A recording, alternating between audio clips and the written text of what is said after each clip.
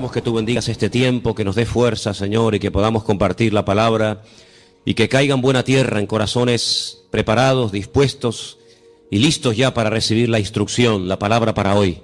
Bendice nuestras vidas, quita todo impedimento, Señor, de la índole que sea, y trae un renuevo y una fortaleza espiritual a nuestras vidas. Te damos gracias por este tiempo de estudio de tu palabra, bendícelo y que sea tu Espíritu Santo el que nos ilumine y nos hable al corazón. En el nombre bendito de Jesús. Amén. Amén. Vamos a Daniel, capítulo 12, por favor. Daniel, capítulo 12. Vamos a leer los primeros versículos de este maravilloso libro.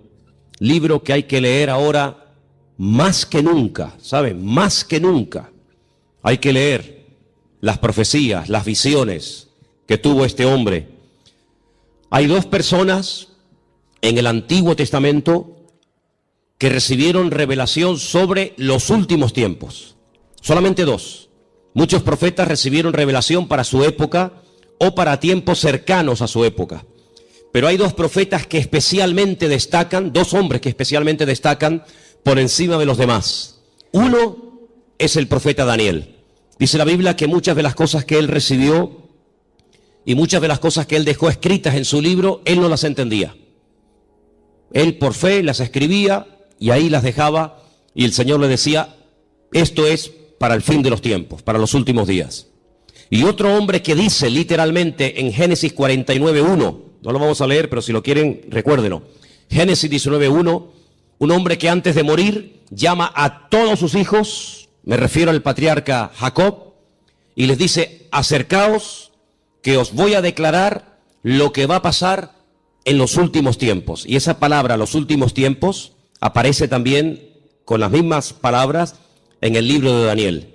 Curiosamente, en esa especie de despedida del patriarca Abraham de sus 12 hijos y también de sus nietos, Manasés y Efraín, no les dijo todo lo que probablemente él había recibido, sino que el Señor, como que a pesar de la revelación que este hombre tenía, no contó todo lo que él sabía. Pero en Daniel tenemos muchísima información acerca de estos tiempos en los cuales nos ha tocado vivir. Y a partir del versículo 1 vamos a comenzar a leer, y dice así la palabra del Señor. ¿Lo tienen, hermanos?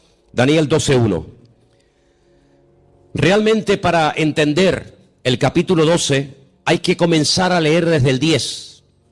Son capítulos muy largos, muy profundos, y por cuestiones de tiempo no lo vamos a leer hoy. Pero yo les pediría a ustedes que hoy o a lo largo de esta semana lean tranquilamente los capítulos 10, 11 y 12 del libro de Daniel, para que veáis qué información tan tremenda el Señor nos está dando a través de este hombre.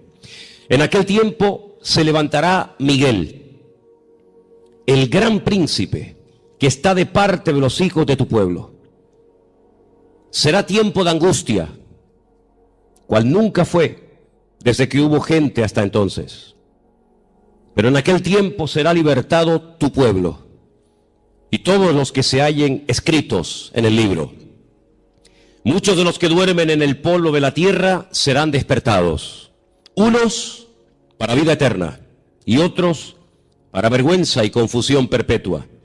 Los entendidos resplandecerán como el resplandor del firmamento, y los que enseñan la justicia a la multitud como las estrellas a perpetua eternidad. Pero tú, Daniel, cierra las palabras y sella el libro hasta el tiempo del fin.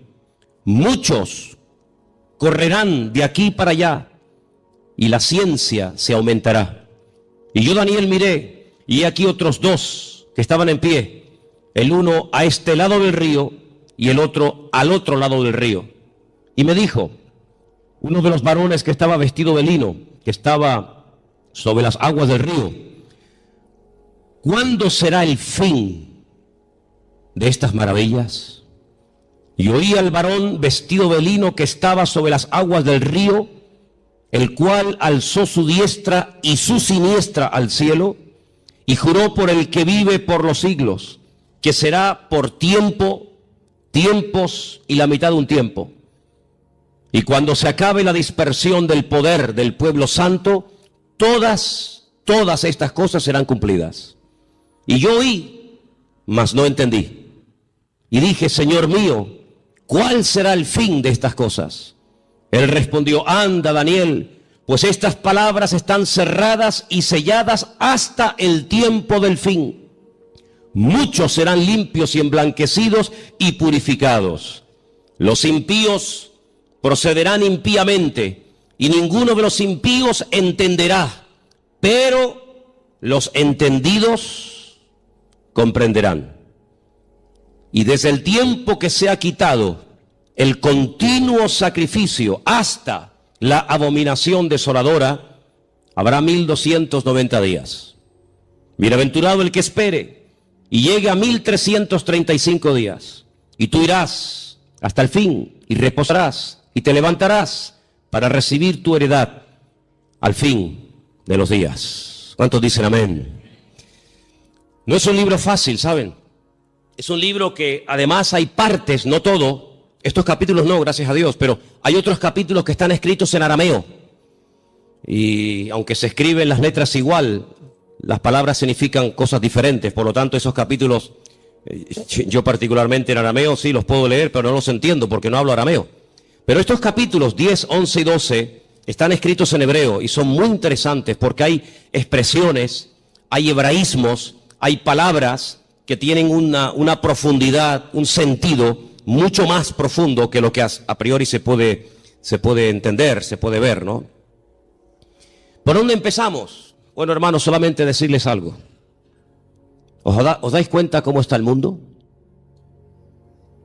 En cuestión de días, en cuestión de semanas, el panorama mundial ha cambiado completamente. Profecías que hacían cientos, por no decir miles de años, que han estado ahí como dormidas, están surgiendo las circunstancias, se están dando las situaciones para que así, en un abrir y cerrar de ojos, en cualquier momento, puede iniciar una situación de tal magnitud que ya no hay marcha atrás. De hecho, yo me atrevería a decir esta tarde que estamos en este momento en una situación en la que ya no hay marcha atrás. Naciones que antaño se pelearon, ahora se han unido porque tienen un enemigo en común. Y los medios de comunicación ayudan y al mismo tiempo no ayudan. Ayudan porque te dan información del movimiento de tropas, de soldados, situaciones de países, lugares donde hay guerras, muertes, etcétera.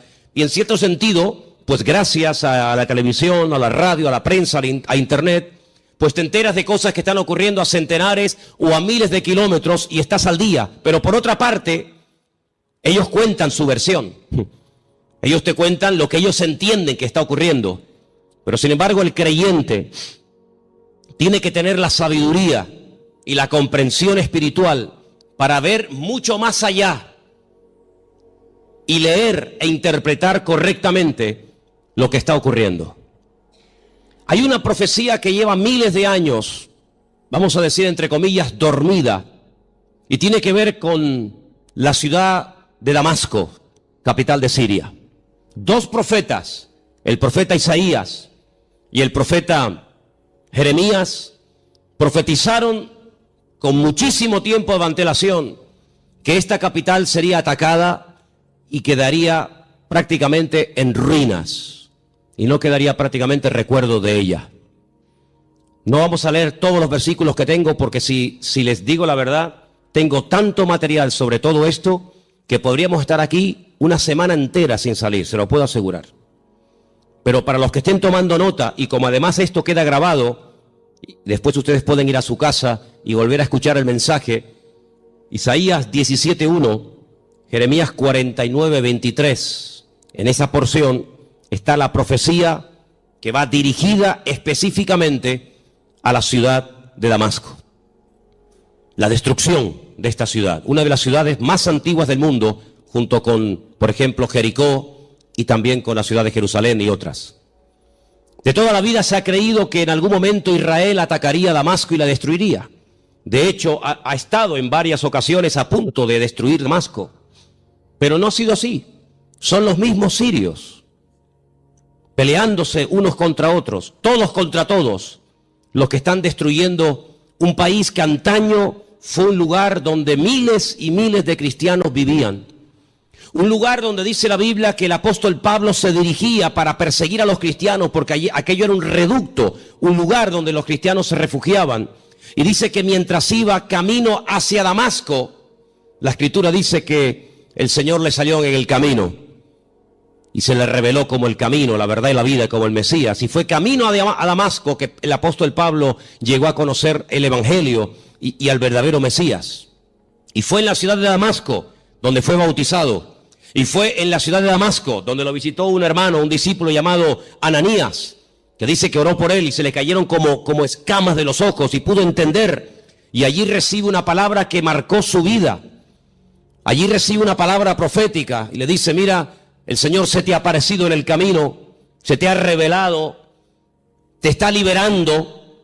Ahí yo en estos días he estado hablando acerca de varios tipos de ataduras, ataduras espirituales, ataduras físicas, ataduras mentales.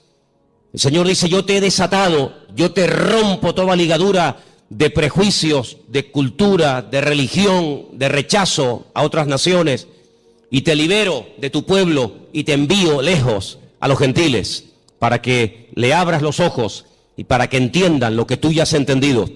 Pero también le profetiza los sufrimientos y las torturas y el camino arduo por donde tendrá que pasar hasta llegar a la meta, hasta llegar a la presencia del Señor, ¿verdad? Y estamos viendo cómo en Siria ya sinceramente todas las cifras se quedan cortas, porque ¿quién realmente sabe cuánta gente ha muerto, cuántos están muriendo, cuántos van a terminar de morir en el país de Siria, un país que está en el norte de Israel, que lo separa, digamos, esa frontera natural llamada los Altos del Golán, esa especie de balcón donde allí se encuentra el famoso Monte Hermón, ¿verdad? Del cual habla el Salmo 133, ¿verdad? Mirad cuán bueno y cuán delicioso es los hermanos juntos en armonía, y ahí habla de ese hermoso monte. Bueno, pues en ese país están peleando, como dije, todos contra todos. Ahora, para entender un poco lo que está ocurriendo, hay una serie de palabras que prácticamente a diario se escuchan en la televisión y muchas veces la gente no sabe de lo que se está hablando. El mundo del Islam está dividido fundamentalmente en dos grandes fracciones. Hay algunos grupitos de los cuales no vamos a hablar, pero el mundo del Islam está dividido en dos grandes partes. Casi con más de un 80% están los suníes y con un 13% están los chiíes. Y de esto oímos hablar mucho a diario, ¿verdad? Los suníes, los chiíes. Y aunque hay países donde están todos juntos, pero hay después otros países que son mayoría suníes o mayoría chiíes. Por ejemplo, los países donde son mayoría los suníes, con más del 80%, es Arabia Saudita, donde se encuentra la Meca, Kuwait, los Emiratos Árabes, Jordania, Egipto, Pakistán, Afganistán, Yemen y otros más. Los países con mayoría chií, Irán, Persia, como lo llama la Biblia a la cabeza, parte de Irán, Líbano. Decir Siria, pues es un poco complicado, porque en Siria están ahí todos contra todos, Azerbaiyán, Bahrein. Cada uno de estos grupos, todos creen en el profeta Mahoma, todos leen el mismo libro, el Corán, pero hay grandes diferencias entre unos y otros. Daré algunas pinceladas para que nos situemos y sepamos de lo que estamos hablando y por qué se matan y por qué se odian tanto los suníes y los chiíes. En cada uno de estos bandos, por decirlo de alguna manera, o de estas fracciones, hay diferentes grupos armados que pelean contra los otros. Por ejemplo, el grupo terrorista más famoso de los chiíes es sin lugar a dudas Hezbollah, que son los que están ahí en el norte, en los Altos del Golán, y que en algunas ocasiones han atacado a Israel, e Israel también les ha atacado. Así que Hezbollah es un grupo mayoritariamente chií que está financiado por Irán. Pero luego en el otro bando, en la parte de los suníes, tenemos al famoso grupo Al-Qaeda, responsables de las famosas Torres Gemelas, tenemos a los talibanes, tenemos al famoso Estado Islámico, ISIS, a los hermanos musulmanes que ganaron y después fueron derrocados en Egipto, y tenemos al grupo Hamas. Hamas significa violencia y es el grupo que en este momento está liberando la franja de Gaza, allí al sur de Israel. ¿Por qué se llevan tan mal los chiíes y los suníes? A la muerte del profeta Mahoma, su yerno, que a la vez era su primo, llamado Alí, fue el que ocupó el lugar del profeta Mahoma. Sin embargo, en el grupo de los suníes, su suegro, que fue el que recopiló todas las cosas acerca del Corán, que era de la misma tribu que Mahoma, Abu Bakr, era el que tomó el liderazgo del Islam. La palabra suní viene de la palabra árabe suma, que significa código de conducta. Ellos creen en los ulemas, que son los doctores, los teólogos del Corán, y son los únicos que pueden, digamos, interpretar lo que dice el Corán, los textos del Corán. Por otro lado, los chiíes tienen a los famosos ayatolás, y ellos lo que hacen es que unen la política y la religión, y hay ahí una lucha, porque los suníes dicen que entre Alá y el hombre no puede haber ningún tipo de intermediarios, no se puede adorar a nadie más que a Alá, ¿sí?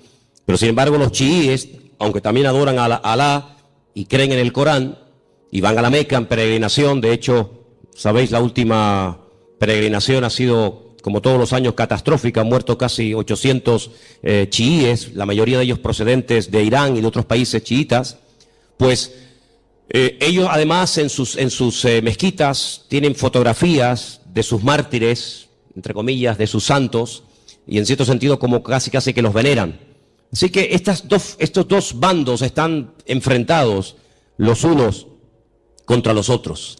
Y allí en Siria, por ejemplo, están peleando los chiíes contra los suníes contra los chiíes. Unos son apoyados por unos países, otros son apoyados por otros países. Pero curiosamente nada de lo que ocurre en el mundo ocurre por casualidad. Todo tiene una razón de ser. Los hombres no pueden ir de un lugar a otro si Dios no lo permite. Las naciones no pueden dejar sus territorios y abarcar o conquistar otros territorios si Dios no lo permite. Todos los cambios que está habiendo en la geografía, en la política, en la economía, no es producto de la casualidad ni de la locura de cuatro locos, sino que todo esto es el movimiento que Dios permite que se lleve a cabo para el cumplimiento de las profecías, tanto de Daniel como de Ezequiel y otros grandes varones de Dios, que pronosticaron con cientos y con miles de años de antelación todo lo que iba a ocurrir. Curiosamente, Irán, que no son árabes, no confundan, los iraníes no son árabes, son persas, es el segundo animal, la segunda parte de la figura que vio Daniel en aquel sueño, pues dice que ya se han unido con el gran enemigo del norte, que es Rusia, y ya han comenzado a atacar a los enemigos del presidente de Siria, y ya dentro de pocos días comenzará una invasión por tierra, y ya están allí miles y miles de soldados rusos armados hasta los dientes, ya están atacando posiciones del famoso Estado Islámico y otros también que no tienen nada que ver con el Estado Islámico. Y mira tú por dónde dos países, uno tremendamente religioso como es Irán y uno tremendamente ateo como supuestamente se cree que son los rusos, pues resulta que se han unido porque dice que van a ayudar. Fíjate qué bondadosos y qué maravilla. Van a ayudar a un país que está lejos de sus fronteras, pero que tienen que ir a echarle una mano porque si no va a ser destruido. Solamente hay 5 ciudades de Siria que en este momento están bajo el dominio del presidente Bashar. El resto del país está prácticamente destruido o tomado por otras fracciones. Y mira tú por dónde. La semana pasada, la costa de Siria y la costa de Israel se llenaba de portaaviones chinos, armados hasta los dientes con armas nucleares, con misiles, con bombas, misiles de largo y de corto alcance, capaces de recorrer centenares y miles de kilómetros. Y mira tú por dónde naciones como China, que no tienen nada que ver con Siria, o Rusia, que está allí con sus problemas, y los iraníes, que tienen también sus problemas recién salidos de todo este follón que han tenido. Resulta que ahora se están uniendo como amigos porque van a liberar a Siria. Y nos vamos a quedar con esta información. Nos vamos a quedar simplemente con la idea de que van a ayudar a Siria y cuando se arregle la situación en Siria, cada uno se va a retirar a su respectivo país. ¿Y quién paga esas bombas? ¿Quién paga esos gastos? Los muertos que van a caer por ambas partes, las familias, los uniformes, las balas, los cañones, la gasolina, el gasoil, los aviones, los helicópteros. ¿Por qué todo esto? La Biblia nos dice por qué. Porque el Señor en los últimos tiempos lo que hará es que utilizando entre comillas la excusa de que van a ayudar, de que van a liberar a un país amigo o aliado como puede ser Siria, una vez que lo hayan, digamos, calmado la situación, nada les va a impedir que crucen por el norte y por diferentes partes del país, rumbo, como dice la Biblia, a la tierra gloriosa. Porque detrás de todo esto no está simplemente cuestiones políticas o económicas, sino fundamentalmente hay una razón: destruir a Dios y destruir al pueblo de Dios. Israel sabe perfectamente que se encuentra en una especie de callejón, no digo sin salida, porque Israel siempre tendrá salida, y la salida no es mirando a Estados Unidos, la salida no es mirando hacia Europa, sino que, como dice la Escritura, Israel en los últimos tiempos se verá totalmente sola y abandonada, como aquella pobre viuda que se fue cargada o se fue contenta con sus hijos, incluso haciendo honor a su nombre, complacida, y viene del extranjero derrotada y solitaria, sin hijos y sin marido, llamada Noemí, y tiene la pobre Ruth que atenderla en los últimos años de su vida. La Biblia nos enseña que estos últimos tiempos recibe un nombre que nos revela, porque los nombres son muy importantes en la Biblia. Yo siempre he dicho que hay una genética, ¿verdad?, que todos llevamos por dentro, que es hereditaria, pero luego, según la Biblia, el nombre tiene un poder espiritual, una influencia tremenda en las personas. Es una especie de código genético espiritual, ¿verdad? Y esta mujer, cuando viene de Jordania, de Moab, dice que ya no se siente complacida y por lo tanto ya no quiere usar más su nombre, sino que le dice a la gente que le llamen Mará, que significa amargada o entristecida, ¿verdad? Y es interesante ver cómo estamos viendo el inicio de lo que la Biblia habla clarísimamente, que va a ser una tercera guerra mundial sin precedentes en la historia. De todas las guerras que Israel ha tenido, que han sido ya 7, de todas ha salido más que vencedora. Le han atacado por todas partes, de noche, de día, en plenos días de fiesta importantes. Por todas partes, de todas y cada una de las guerras que Israel ha tenido hasta el día de hoy, de todas ha salido victorioso. De esta guerra que está a punto de producirse en cuestión de días, semanas o meses, la única forma de salir con vida es que venga el Mesías en persona y les ayude. Esta guerra es una guerra que jamás se ha visto.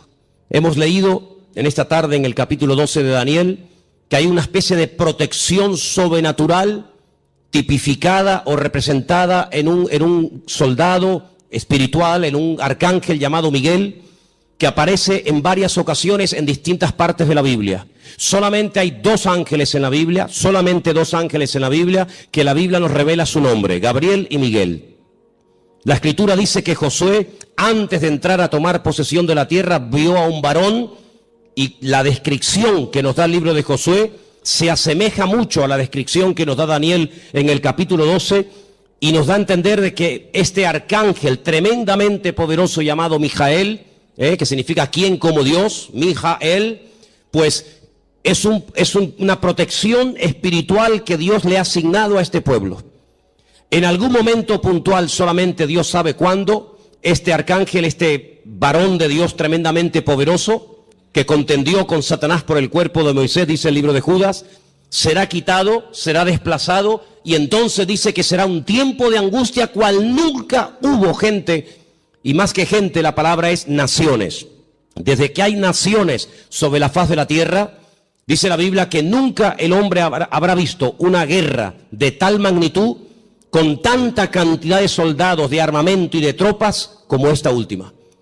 Vamos a leer dentro de unos momentos algunos textos de la Biblia, pero es impresionante los datos que la Biblia te da antes de que comience la guerra.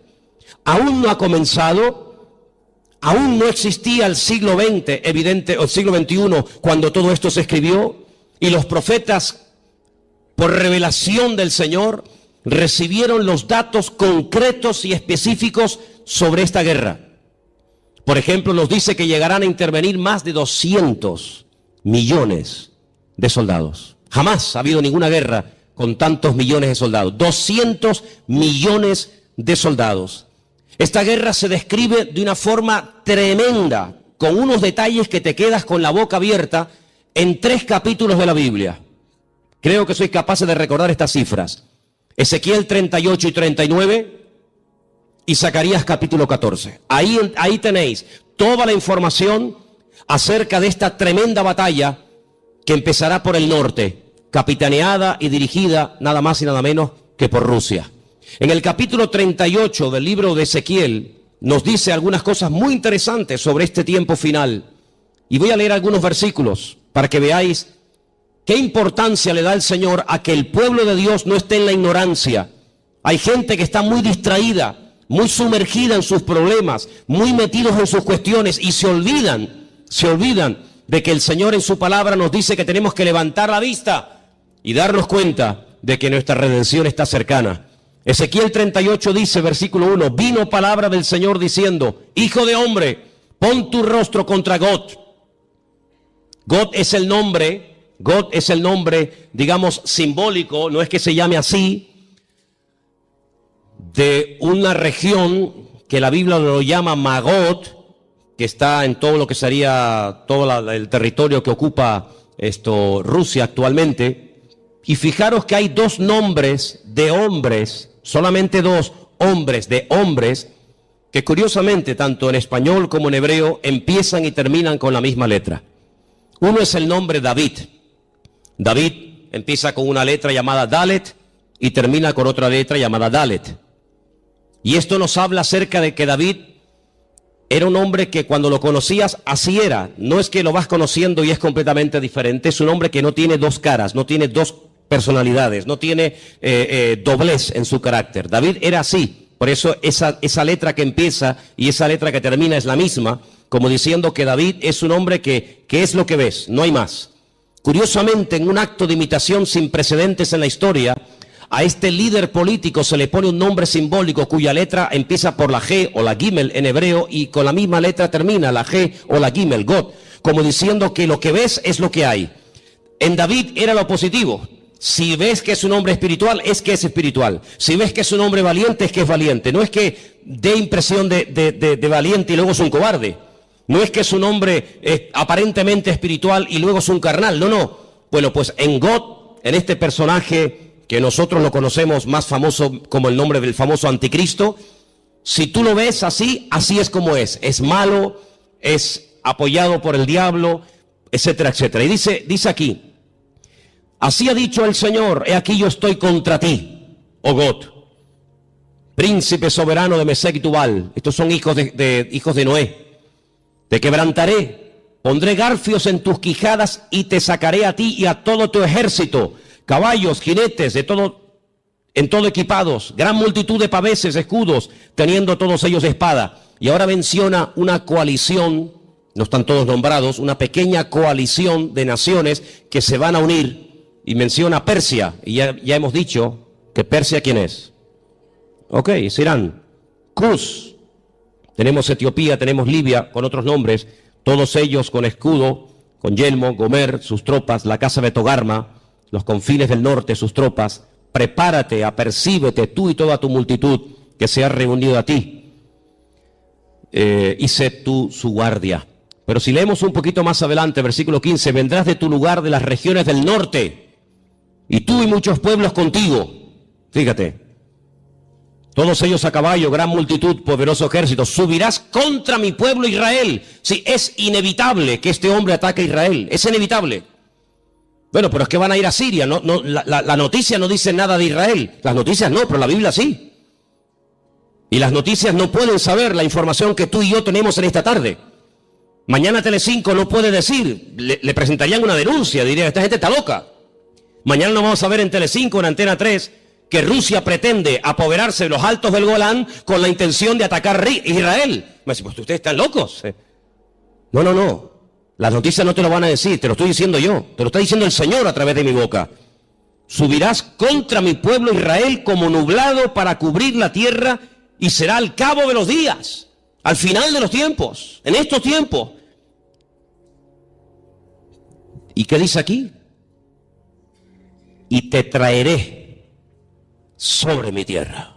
No es que a Putin se le ocurre la genial idea de decir, bueno, vamos a Siria, y ya que estamos a un tiro de piedra, saltamos los altos del Golán, y desde los altos del Golán vemos todo Israel abajo, y la machacamos. Total, que son 300 kilómetros de largo para un imperio, para una potencia militar como Rusia, que con una bomba hace así y borra de la faz de la tierra a 10 millones de personas, porque eso es lo que puede tener Israel en este momento, si es que llega ahora mismo a 10 millones de personas viviendo allí.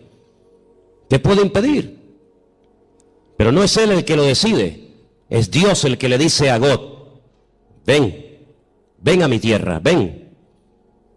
Y entonces dice, para que las naciones me conozcan, cuando sea santificado en ti, oh God, delante de tus ojos. Así dice el Señor, ¿no eres tú aquel de quien hablé yo en tiempos pasados por mis siervos los profetas de Israel, los cuales profetizaron en aquellos tiempos que yo te había de traer sobre ellos? Israel sabe perfectamente que Rusia les va a atacar en cualquier momento. Ya lo hicieron hace poco allí en Ucrania, en el país de nuestro hermano. No se cortan un pelo, no tienen ningún problema, tienen afán de expansión. Quieren recuperar lo perdido e incluso lo que nunca fue de ellos. No atacaron en un momento determinado un país que no tenía nada que ver con Rusia, como fue Afganistán. La Biblia profetiza que Rusia va a atacar en los últimos tiempos a Israel. En aquel tiempo, cuando venga God contra la tierra de Israel, dice el Señor, subirá mi ira y mi enojo. Tremendo. Pero vamos al capítulo 39. He aquí yo estoy contra ti, oh God, príncipe soberano de Mesed y Tubal. Te quebrantaré y te conduciré y te haré subir de las partes del norte y te traeré sobre los montes de Israel. Otra vez. Te sacaré tu arco de tu mano izquierda y te derribaré tus saetas en tu mano. Sobre los montes de Israel, ahora viene la palabra tremenda. Sí, es verdad, Rusia atacará a Israel, pero sobre los montes de Israel caerás tú y todas tus tropas, y los pueblos que fueron contigo, y aves de rapiña de toda especie, las fieras del campo, le he dado por comida. Sobre la faz del campo caerás, porque yo he hablado, dice el Señor. Impresionante, ¿eh? Enviaré fuego sobre Magog, sobre los que moran con seguridad en las costas, y sabrán que yo soy el Señor. Y haré notorio mi santo nombre en medio de mi pueblo Israel, y nunca más dejaré profanar mi santo nombre. Y sabrán las naciones que yo soy el Eterno, el Santo de Israel. He aquí viene y se cumplirá, dice el Señor. Este es el día en el cual yo he hablado. Los moradores de la ciudad de Israel saldrán y encenderán y quemarán armas, escudos, paveses, arcos, saetas, dardos de mano y de lanzas, y los quemarán en el fuego por 7 años. Durante 7 años tendrán combustible, tendrán armamento de todo lo que abandonaron estas tropas tremendas. No traerán leña del campo ni cortarán de los árboles, sino quemarán las armas en el fuego y despojarán a sus despojadores y robarán a los que les robaron, dice el Señor. En aquel tiempo, qué tremendo. En aquel tiempo, yo daré a God lugar para sepultura allí en Israel. Allí va a ser enterrado este personaje que lo llamamos el anticristo, que Ezequiel lo llama God. Allí va a ser enterrado, y después le voy a decir cómo el Señor es tan misericordioso que permite que el anticristo o God, ¿por qué el Señor permite a un personaje tan ruin y tan malo que sea enterrado en Israel y no despedazado, comido por las fieras? Vais a ver qué misericordioso es el Señor. En aquel tiempo yo daré a God lugar para sepultura allí en Israel, en el valle de los que pasan al oriente del mar, obstruirá el paso a los transeúntes, pues allí enterrarán a God y a toda su multitud, y lo llamarán el valle de Hamón God, que significa la multitud de God. La casa de Israel los estará enterrando por 7 meses. ¡Qué matanza, hermanos! 7 meses enterrando cadáveres. Impresionante, ¿eh? Versículo 13. Los enterrará todo el pueblo de la tierra, y será para ellos célebre el día en el que yo sea glorificado, dice el Señor. Tomarán hombres a jornal que vayan por el país con los que viajen para enterrar a los que queden sobre la faz de la tierra, a fin de limpiarla, y al cabo de 7 meses harán el reconocimiento. Pasarán los que irán por el país, y el que vea los huesos de algún hombre pondrá junto a ellos una señal, hasta que los entierren los sepultureros en el valle de Hamón God. Versículo 21. Pondré mi gloria entre las naciones y todas las naciones verán el juicio, mi juicio que habré hecho y mi mano sobre ellos. Es increíble, ¿no? Como el profeta Ezequiel pudo describir con una exactitud tremenda cuánto tiempo estarán enterrando cadáveres, cuántos años quemando armamento al fuego. ¿Quién es este hombre God?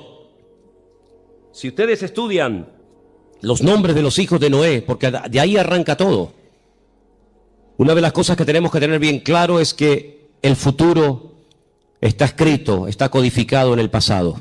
Todo está escrito en el Génesis. Y para poder comprender lo que va a pasar en el futuro, hay que saber lo que pasó en el pasado. 3 hijos tuvo Noé: Sem, Can y Jafet. Cuando Noé sale del arca, planta una viña, dice la palabra de Dios que se emborrachó, perdió el control, se emborrachó, quedó desnudo en medio de su tienda. Y uno de sus hijos, Can, dice el texto hebreo, que se rió, se burló de su padre, no lo cubrió, no lo tapó, lo humilló, se lo contó a sus hermanos, incluso hasta intentó propasarse con su propio hermano, con su propio padre.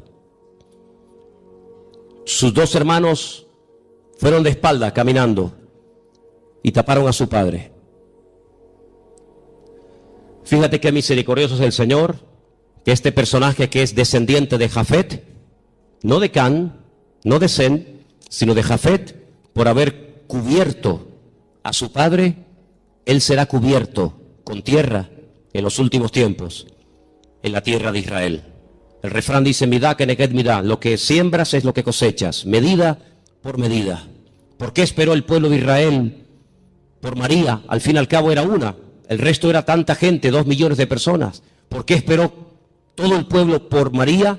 Porque María, cuando Moisés era pequeño, esperó a ver cuál era el futuro de su hermano Moisés, y no se fue hasta que la hija del faraón lo adoptó y se lo llevó al palacio. Y por ese acto de esperar, de preocuparse por el futuro de su hermanito, que en aquel tiempo era un bebé de 3 mesitos, por ese acto de misericordia y de amor y de interés, años más tarde, el pueblo la espera a ella. Y siempre es así. De ahí que Pablo diga a los Gálatas: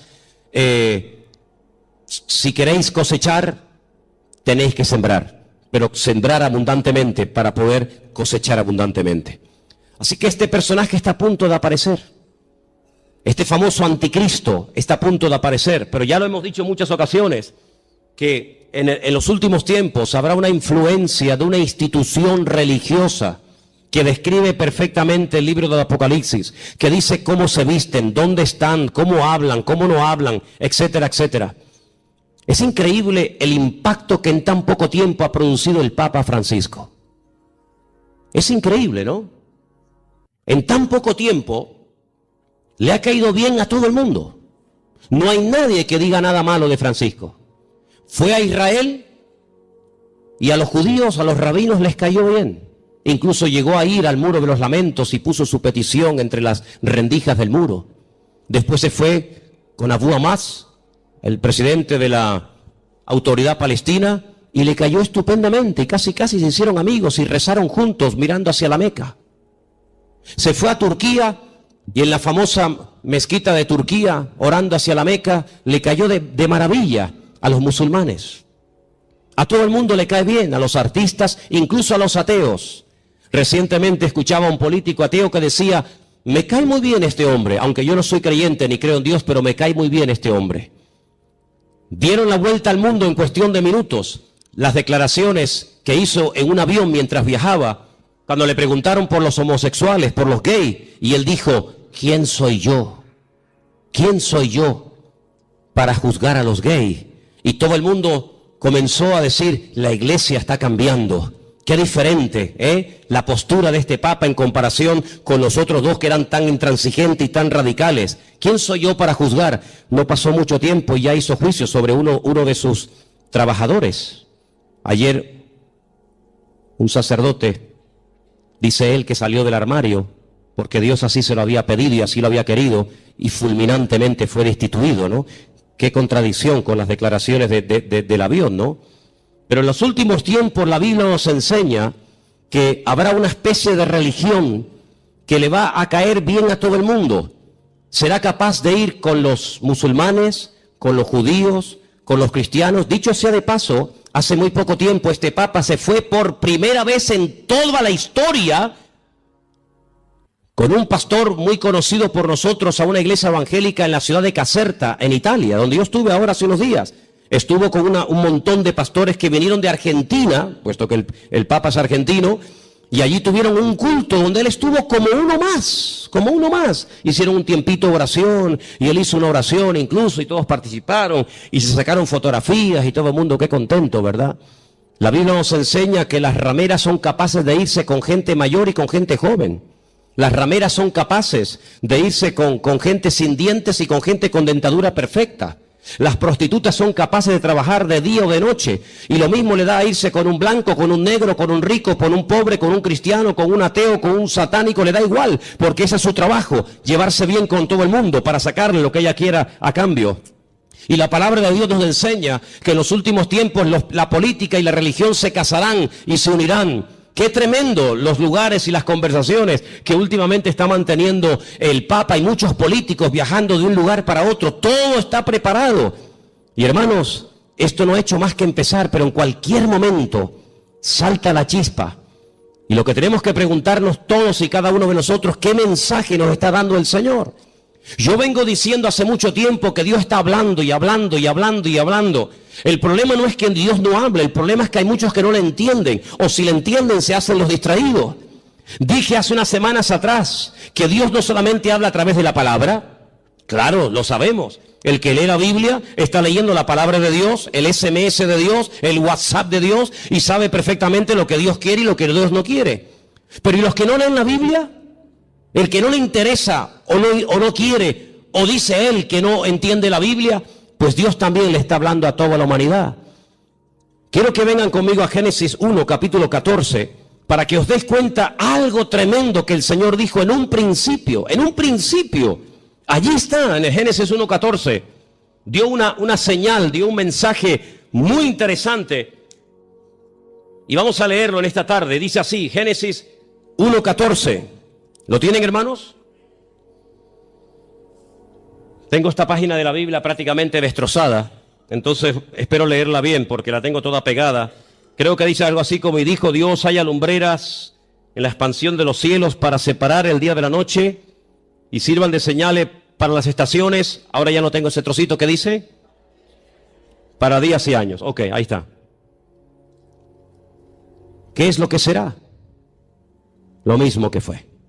Cuando estudiamos hace unas semanas atrás el Salmo 19, yo dije que el Salmo 19 dice literalmente: los cielos cuentan la gloria de Dios y el firmamento anuncia la obra de sus manos. Un día emite palabra o información a otro día, de tal manera que hay personas paganas, no creyentes, que a lo largo de la historia, incluso hasta en estos tiempos, fíjate lo que te digo, observando no las profecías de la Biblia, sino observando el cielo, el firmamento, llegan a conclusiones tremendas.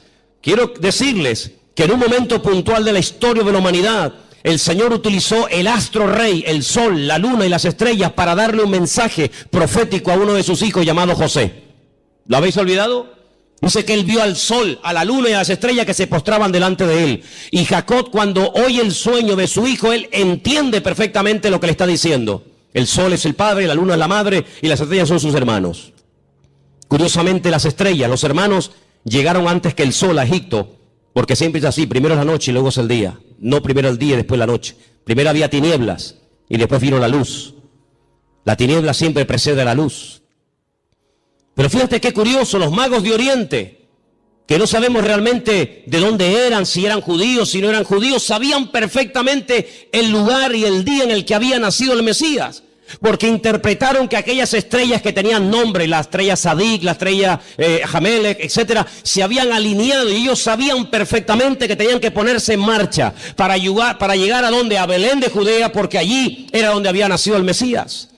Y es que el Señor en el versículo 14 de Génesis 1 que hemos leído, dice que cuando Él creó el sol, cuando Él creó la luna y Él creó las estrellas, no solamente las creó, número uno, para separar, para hacer diferencia entre el día y la noche, no, sino que dice que las creó para las estaciones. Y la palabra estaciones es la palabra hebrea modín. Y la palabra modín, ¿sabe lo que significa? Fiestas.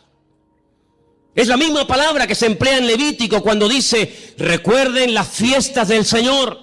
¿Cuándo tienen que ir? ¿Cuándo no tienen que ir? ¿Cuándo tienen que ponerse en marcha? ¿Cuándo no tienen que ponerse en marcha? En otras palabras, cuando ustedes vean los cielos, ustedes podrán discernir en qué tiempo de su relación con Dios ustedes se encuentran. Es muy importante que tú, hermano y hermana que me escuchas en esta noche, te preguntes, ¿dónde me encuentro ahora mismo en mi camino, en mi relación con Dios?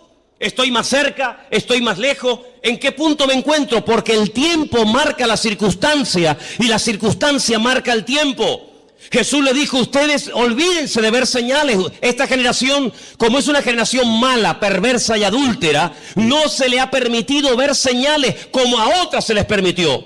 Ustedes solamente podrán ver una señal, solamente una, y la van a ver, y se llama la señal del profeta Jonás.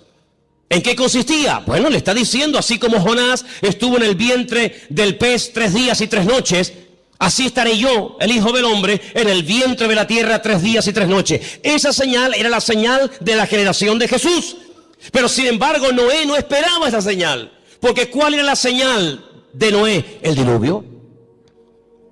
Pero ¿cuál era la señal de Salomón? La construcción del templo. Y cada generación, cada tiempo tiene una circunstancia, una señal, y cada señal identifica el tiempo. Por eso podemos saber ahora mismo en qué tiempo, en qué lugar, en qué punto del camino yo me encuentro en mi relación con Dios por lo que estoy viendo. Porque repito, la señal, la circunstancia política, social, económica, espiritual, etcétera, etcétera, marca el tiempo en el que yo estoy viviendo. Yo no puedo ver, no puedo orar para ver el nacimiento del Mesías porque Él ya nació, no es la señal de mi tiempo. Yo no puedo esperar, aunque ore, ayune 40 días, tome autoridad y reprenda y declare. Yo no puedo ver al profeta Jonás siendo vomitado en una playa para ir a predicar a los ninivitas. No, porque no es la señal de mi tiempo. Pero ¿cuáles son las señales de nuestro tiempo? Pues algunas de las que les estoy diciendo esta noche. Como Rusia, Persia, las naciones árabes, Europa y el mundo entero le darán la espalda a Israel. Y ustedes dicen, pero ¿cómo es posible que todos? Es que no hay ni uno. No hay ni uno que apoye a Israel. Dice, bueno, los americanos, ya no es como antes. Ya no es como antes. Israel se verá más sola que la una. Y solamente podrá mirar en una sola dirección, hacia arriba. Al Señor tu Dios adorarás y a Él solo servirás. Era como la señal profética en el arca de Noé. El arca de Noé no eran balcones como estos cruceros hermosos que abres la ventana de tu habitación y sales a una terraza. No, el arca de Noé no tenía ventana, no tenía ojo de buey, tenía una sola ventana arriba. No podían mirar a derecha, izquierda, delante o detrás, no.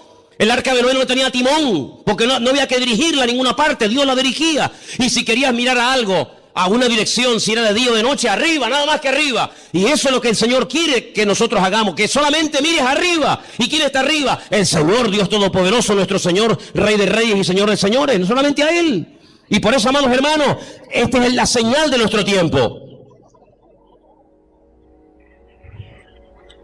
¿Qué pinta Rusia en Siria? ¿Qué pinta Irán? Que el objetivo no es Siria.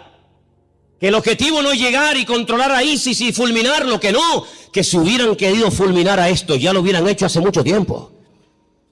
Si Rusia, si Estados Unidos quisiera arreglar el problema de Siria, de los yihadistas, ya lo hubieran hecho. No hay problema en eso. No lanzó una bomba Estados Unidos sobre una ciudad japonesa llamada Hiroshima y se cargó a más de 500.000 de personas así. Y no lanzó otra sobre Nagasaki y en cuestión de segundos la borró de la faz de la tierra. El problema no está en que no se pueda contra ellos, sí se puede contra ellos. El tema es que cada pieza tiene que encajar en el puzzle del Señor. Y el Señor ha puesto a esta gente allí. Una cosa increíble que un musulmán dinamite una mezquita o ataque a otro musulmán, es una cosa increíble. Que le prenda fuego a un cuerpo de un hermano musulmán es una cosa inconcebible dentro del Islam, porque el Islam no es eso. Pero con esa excusa, las potencias se están uniendo, pero no se dan cuenta de que es el Señor el que les está diciendo, vengan, vengan. Y al final dice que el Señor los llevará a un gran valle, y quiero leer y terminar con esto porque les digo, tengo material para estar aquí un año, pero en Zacarías capítulo 14, y después la última porción la leeremos en Joel, es el Señor el que le dice a las naciones, vengan que yo les voy a juzgar en el valle de la decisión, valle de Josafat. Zacarías capítulo 14, ¿lo tienen, hermanos? ¿Sí? Dice así la palabra del Señor. He aquí el día del Señor. Viene, y en medio de ti serán repartidos los despojos, porque yo reuniré a todas las naciones para combatir contra Jerusalén. Es el Señor el que permite que vayan a hacer guerra contra Jerusalén. No es una mente loca o sádica o fanática. Es el Señor. La ciudad será tomada, las casas serán saqueadas y violadas las mujeres. La mitad de la ciudad irá en cautiverio, mas el resto del pueblo no será cortado de la ciudad. Después saldrá el Señor y peleará con aquellas naciones como peleó en el día de la batalla. Se afirmarán sus pies en aquel día sobre el monte de los olivos, que está enfrente de Jerusalén al oriente. Y el monte de los olivos se partirá por en medio hacia la tierra del oriente y hacia el occidente, haciendo un valle muy grande, y la mitad del monte se apartará hacia el norte y la otra mitad hacia el sur. Seguimos un poquito más adelante, versículo 6. Acontecerá que en ese día no habrá luz clara ni oscura. Volvemos al Génesis. Será un día el cual es conocido por el Señor, que no será ni de día ni de noche. Eso es lo que no nos entra en la cabeza. Pero sucederá que al caer la tarde habrá luz. Acontecerá también en aquel día que saldrán de Jerusalén aguas vivas, la mitad de ellas hacia el mar oriental y la otra mitad hacia el mar occidental, en verano y en invierno. Y el Señor será el rey sobre toda la tierra, y en aquel día el Señor será uno, y uno será su nombre. Vamos a ir al versículo 12. Esto nunca ha pasado en ninguna guerra bíblica. Esta será la plaga con la que herirá el Señor a todos los pueblos que pelearon contra Jerusalén. La carne de ellos se corromperá estando ellos sobre sus pies. No es que cuando te pegan un tiro, te meten una puñalada, te duele y te caes poco a poco al suelo. No va a pasar así. Va a ser algo fulminante. La carne de ellos se consumirá estando sobre sus pies. Se consumirán en las cuencas sus ojos, y la lengua se les deshará en la boca. Y acontecerá en aquel día que habrá entre ellos gran pánico, enviado de parte del Señor, y trabará cada uno en su mano a su compañero, y levantará su mano contra la mano de su compañero. Se matarán unos a otros. Algo milagroso. Sigo más adelante, versículo 15. Así también será la plaga de los caballos, de los mulos, de los camellos, de los asnos y de todas las bestias que estuvieren en aquellos campamentos. Todos los que sobrevivieren de las naciones que vinieron contra Jerusalén subirán de año en año para adorar al Rey, al Señor de los ejércitos, y a celebrar la fiesta de los tabernáculos. Y pueden seguir leyendo para que veáis qué cosas tan interesantes se dicen ahí. Aquí predice la Biblia que las armas químicas, bacteriológicas y nucleares se van a usar, hermanos. No te quepa la menor duda. Estando de pie, se desmigajan, desaparecen como si fueran polvo, como si fueran ceniza. Así describe el profeta Zacarías la muerte de la gente en esta batalla, en el valle de Josafat, valle de Megido. Napoleón, cuando llegó a Israel, visitó el valle de Josafat o el valle de Megido y dijo: este valle está preparado para librar una gran batalla.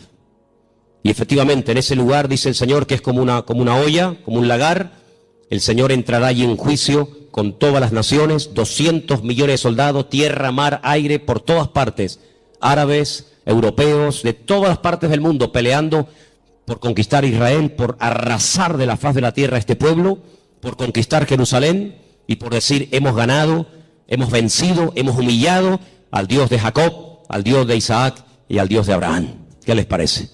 Ya no es una guerra contra hermanos, ya no es una guerra con una familia, ya no es una guerra contra otro país, ya es una guerra contra el mismísimo Dios. Cargarse a Dios, borrar a Dios de la faz de la tierra.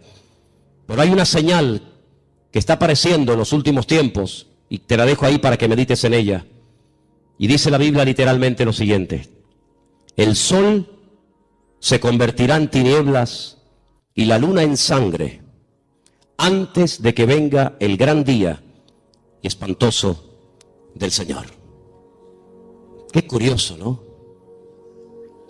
Hasta Dios hablando a través de los eclipses, a través de las famosas lunas de sangre, que curiosamente tanto el año pasado, 2014, como este año 2015, siempre han aparecido coincidiendo o con Pesaj, la Pascua, o con la fiesta de los tabernáculos. Qué curioso, el año pasado y este año otra vez volvió a aparecer una cuarta luna roja en el día de Pesaj o de Pascua, y recientemente, hace unos días, en la fiesta de los tabernáculos. Dios hablando, porque un día emite palabra, otro día, los cielos cuentan la gloria del Señor.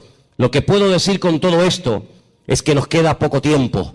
La humanidad va a entrar en un callejón sin salida, pero dice la Biblia que tenemos que velar, tenemos que orar, buscar del Señor más que nunca, no perder el tiempo. No dejes que el enemigo te robe la paz, ni dentro de tu casa ni fuera de tu casa. No dejes que el enemigo arrebate la bendición que tanto le costó al Señor ganar en la cruz por ti y por mí.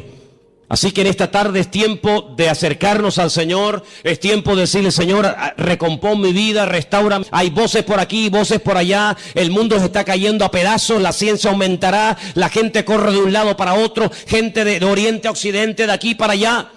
Pero todo esto es la señal de que pronto te corre de un lado para otro, gente de oriente a occidente, de aquí para allá. Pero todo esto es la señal de que pronto viene el Señor a buscar a su pueblo. ¿Cuántos dicen amén? Cierra tus ojos, hermano. Cierra tus ojos. Lee tranquilamente hoy en casa Ezequiel 38, Ezequiel 39, el libro de Joel, las cartas de Pablo, el libro de Apocalipsis, el libro de Daniel, y te vas a dar cuenta de que el Señor está hablando por todas partes, para que despertemos del sueño, para que nos demos cuenta de que el tiempo se acorta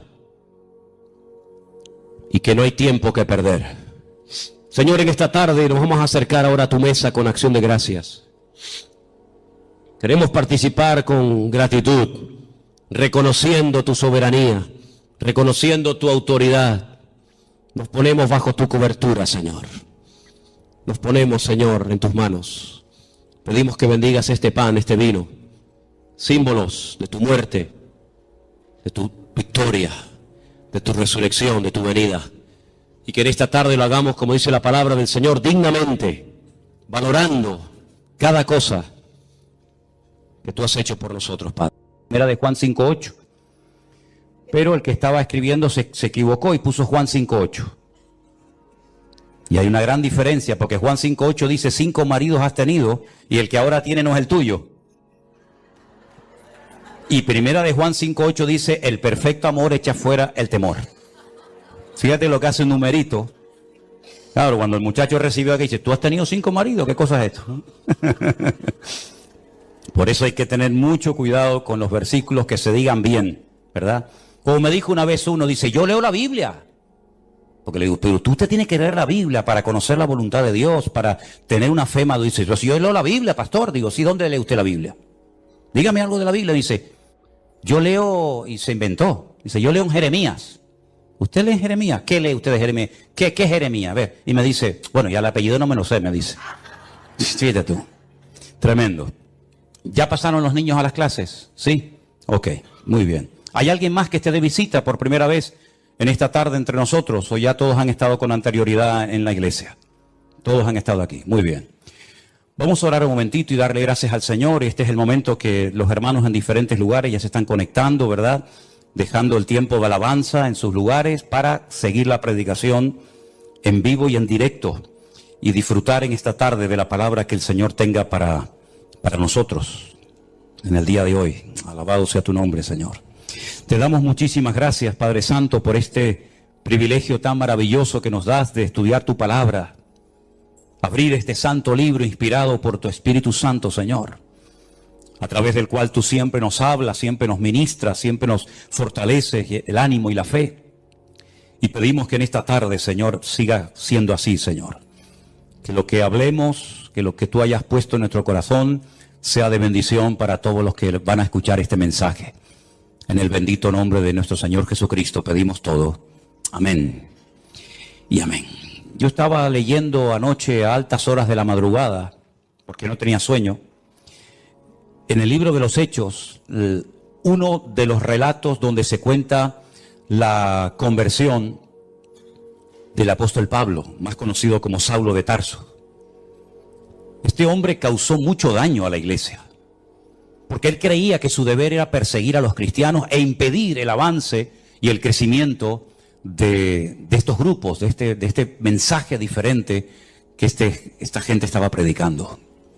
Él dice cuando se convirtió que él consideraba que este era su deber, que Dios lo había, por así decirlo, como elegido para que él impidiera que los cristianos se expandieran y para que esta secta, como se le llamaba en aquel tiempo, fuera conocida en todas partes del mundo. Dice que envuelto en este proyecto de obstaculizar, de impedir el avance y el crecimiento de este grupo, de este movimiento nuevo, él se acerca a las autoridades religiosas de su época y les pide autorización para poder viajar a otras naciones y traer a Jerusalén a personas que formaban parte de este grupo y forzarlos a renegar de su fe en Cristo. Y entonces dice que él recibe unas cartas que le autorizan a ir, por ejemplo, a Siria, concretamente a Damasco, su capital, para traer creyentes a Jerusalén y allí forzarlos y probablemente hasta torturarlos. Y vete tú también saber si hasta matarlos, para que volvieran otra vez al cumplimiento de la ley de Moisés y a todas esas cosas que sabemos. Y el capítulo 9 nos cuenta parte de su testimonio y dice la palabra de Dios que mientras él iba camino hacia Damasco, él cayó a tierra. Algo le pasó. La presencia del Señor fue tan poderosa que él cayó desplomado al suelo. Y entonces queda automáticamente ciego. Y oye una voz que le hablaba en hebreo. Y la voz le decía, Saulo, Saulo, ¿por qué me persigues? Dura cosa te es dar coces contra el aguijón. Él no entiende lo que está pasando. Él no sabe ni siquiera quién le está hablando. Y es entonces cuando él se atreve a preguntar, ¿quién eres? Y la voz le dice, yo soy Jesús, a quien tú persigues. Se queda realmente sorprendido, pierde la capacidad de poder moverse libremente porque ha quedado ciego y dice que está 3 días sin comer ni beber absolutamente nada. Y allí está esperando a ver qué va a pasar con su vida.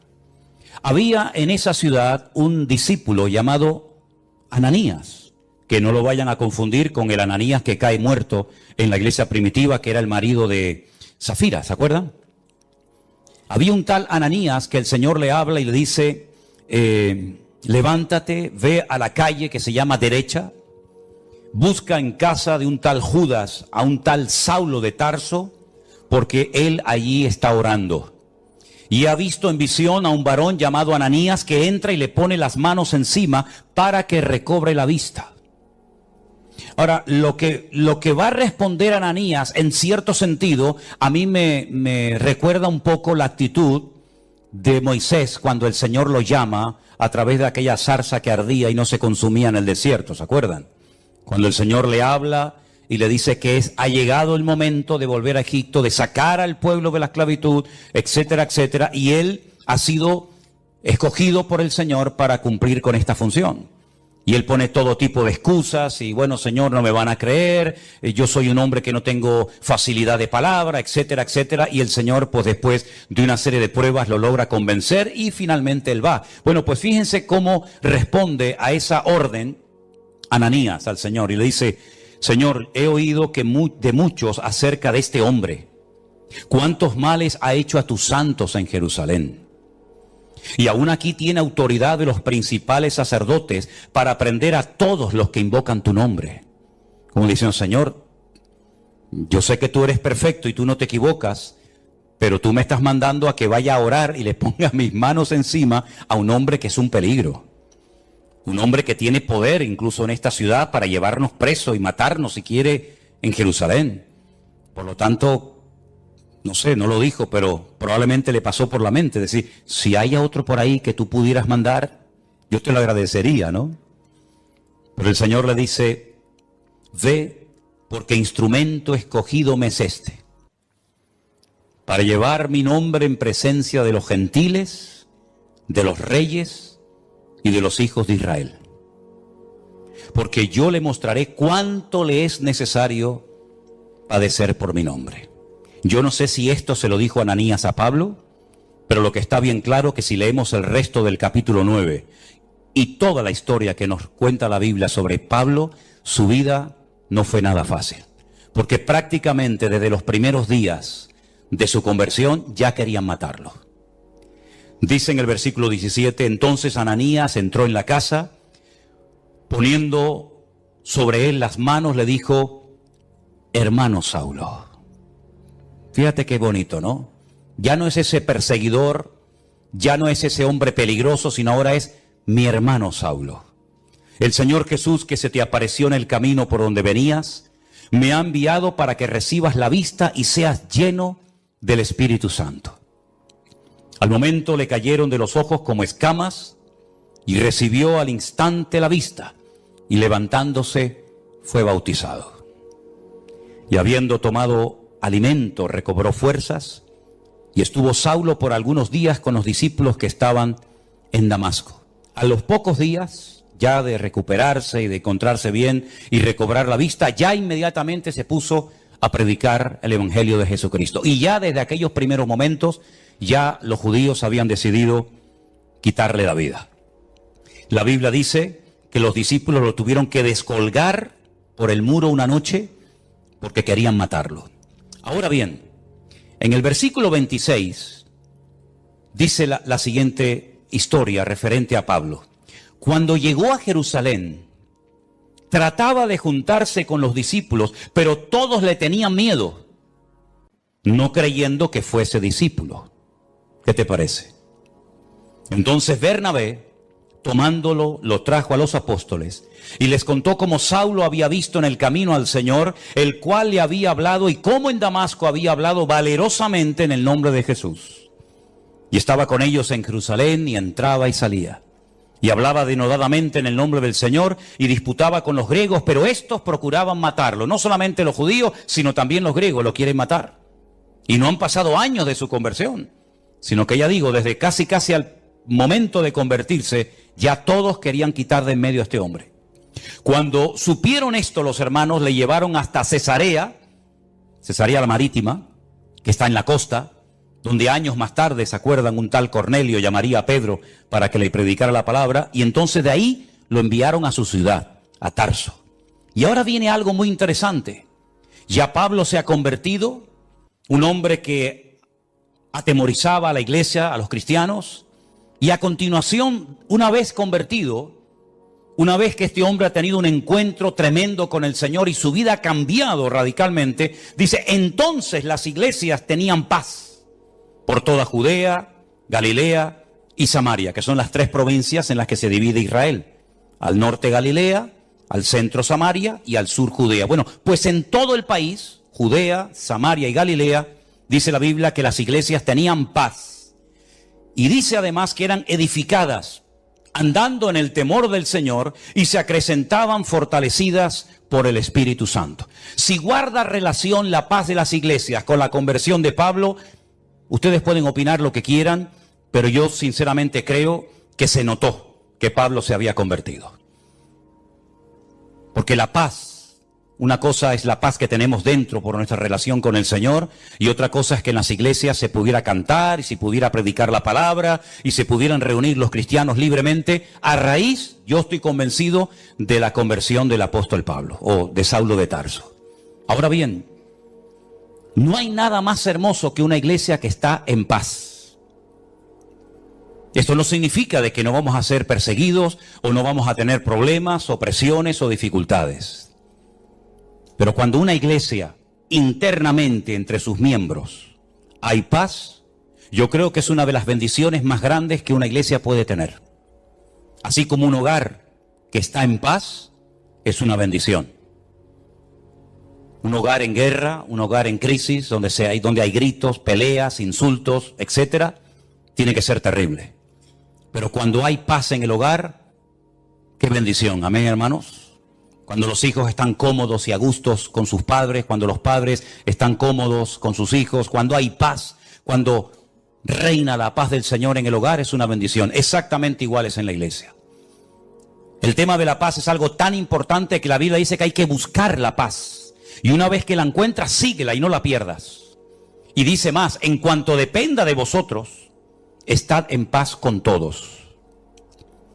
Porque al fin y al cabo nosotros tenemos que ser pacificadores, dice la Biblia, ¿sí o no? Una de las bienaventuranzas del Sermón del Monte dice, bienaventurados los pacificadores, porque ellos serán llamados hijos de Dios. Si usted es una hija de Dios, usted no puede estar en guerra con ninguna hermana de la iglesia. Porque entonces usted no está siendo coherente con lo que usted dice que es. Si usted es cristiano, si usted es un hijo de Dios, usted tiene que estar en paz, no solamente consigo mismo, no solamente con el Señor, sino en paz con todos los hermanos. Y no evitar el cruzarte con ese hermano o hermana, no tener que ir por un pasillo para evitar que él venga por el otro, daros la paz, saludarse, hablarse, mirarse a los ojos y no tener que decir, bueno, voy a llegar un poquito más tarde para no encontrarme con fulanito de tal en la puerta. Y voy a salir un poquito más antes, ¿verdad? Un poquito antes para no tener que despedirme de este y de aquel. Si usted está viviendo así, usted está en desorden, hermano. Porque esa no es la voluntad de Dios. Digo, hermano, incluyendo al género femenino. Todavía nosotros creemos en eso. Yo sé que por allá afuera, ¿verdad? Pero aquí cuando decimos, hermanos, vivamos en paz, me refiero a todos, absolutamente, hombres y mujeres. Y tenemos que hacer todo lo posible para mantener la paz, el vínculo de la paz. La paz no la producimos nosotros, la paz es parte del fruto del Espíritu Santo que mora en nosotros. La paz la produce el Señor, pero la guardamos y la conservamos nosotros. Nosotros no podemos producir piñas, no podemos producir melocotones, pero sí podemos conservarlos en latas, incluso a veces durante meses o tal vez durante años. Exactamente es igual. Usted tiene que estar en paz consigo mismo, usted tiene que estar en paz con el Señor y usted tiene que estar en paz con todos los hermanos de su congregación y de todas partes. ¿Cuántos dicen amén? Y si usted opina lo contrario o está viviendo de una forma contraria, usted y yo con la autoridad que Dios me ha dado, le digo, usted está totalmente en desorden y fuera de la voluntad de Dios. Usted no puede, bajo ningún concepto, tener algo contra un hermano, venir a la iglesia, cantar, escuchar la palabra, levantar sus manos, etcétera, etcétera, cuando usted sabe perfectamente que hay algo que usted tiene que arreglar hace mucho tiempo con ese hermano, con aquella hermana, con esta familia o con la otra familia, y usted ha ido dilatando y extendiendo el tiempo, haciéndose el sueco, como decimos por estas partes del mundo, y no dándole importancia. Sí tiene mucha importancia. Hasta el punto que el Señor Jesucristo dijo, si cuando vas a ofrecer tu ofrenda al altar, te acuerdas de que hay algo que tiene que ser arreglado, deja tu ofrenda en el altar, ve, reconcíliate primero y luego ven y presenta tu ofrenda. Pero lo primero es tu relación horizontal con los hermanos. Y después vienes, yo no me voy a ir ni me voy a cansar de esperarte, pero si tú no amas a tu hermano al cual ves, no digas que amas a Dios al cual no ves, porque la Biblia llama a tales personas mentirosas. ¿Cuántos dicen amén? Tenemos que ser pacificadores, tenemos que buscar la paz y mantenerla, tenemos que hacer todo lo posible por vivir en paz. Y si alguien no quiere perdonarte, si alguien no quiere arreglar el tema, bueno, pero por lo menos que usted cuando ponga su cabeza en la almohada duerma con su conciencia tranquila y sepa que usted ha hecho todo lo posible por arreglar el asunto, por arreglar el problema, y si no ha sido posible, por lo menos que usted diga, yo hice mi parte y ahora le dejo el tema en las manos del Señor. Pero no le quite importancia a este tema, porque no hay nada más hermoso y nada más poderoso que una iglesia en paz. Repito, no solamente con el Señor, sino también entre los hermanos. ¿Cuántos dicen amén? Cuando nosotros tenemos conocimiento de Dios y de su palabra, ese conocimiento nos compromete. El conocimiento no es para presumir, mire cuánto sé. Le voy a decir cuántos versículos de la Biblia sé o cuántos capítulos conozco. No, el conocimiento no es para eso. El conocimiento nos capacita para poner en práctica lo que hemos leído, lo que sabemos, y para poder vivir una vida cristiana práctica y no desde el balcón de la teoría, sino vivir como el Señor quiere que vivamos. Y por eso, como las iglesias tenían paz, dice que por eso las iglesias eran edificadas. ¿Cómo se edifica una iglesia? Bueno, lo primero que tiene que tener claro una iglesia, que lo que le va a dar sustento y fundamento a una congregación, a un ministerio y a una vida, es la roca que es la palabra de Dios. ¿Cuántos dicen amén? Todos conocemos la historia de aquellos dos que querían construir una casa. ¿Se acuerdan? Uno sobre la arena, deprisa, rápido, no tenía tiempo para esperar. El otro que cavó, ahondó, llegó a la roca, edificó su casa. Cuando vinieron los problemas, las turbulencias, los vientos, los huracanes, la lluvia, etcétera, una cayó y fue grande su ruina. La otra permaneció. ¿Por qué? Porque tenía fundamento. Una iglesia para permanecer en el tiempo. Un creyente para mantenerse firme contra los achaques del enemigo, las pruebas, las tribulaciones, las presiones, las críticas, todo lo que usted quiera mencionar. La única forma es que tú tengas una base, no unos deseos, no unos anhelos, no. Un fundamento lo suficientemente sólido, porque la iglesia tiene que tener personalidad y criterio propio. Yo lo dije hace poco, la iglesia, el cristianismo, está siendo atacado, nos están buscando las cosquillas por todas partes. Si no es por los niños en la escuela, es por la universidad, si no es por las leyes del gobierno, nos están tratando de provocar y pinchar y burlarse y reírse, hasta de una forma legal, ¿verdad? Pero sin embargo, una iglesia que crece, es una iglesia que sabe lo que tiene que creer, lo que tiene que practicar y lo que tiene que rechazar contundentemente, aunque no sea popular su postura.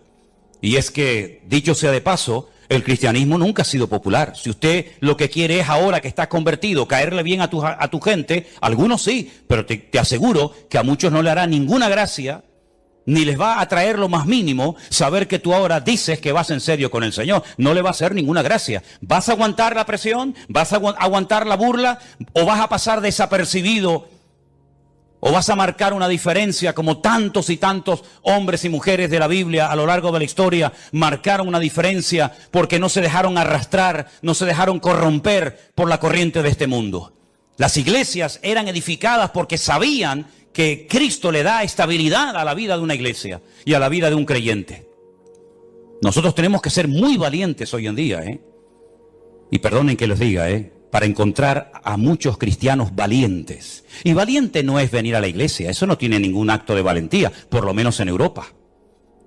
A lo mejor habría que tener mucho valor para ir a una iglesia en otros países donde hay persecución, pero para entrar por estas puertas, ¿qué valentía tienes que tener?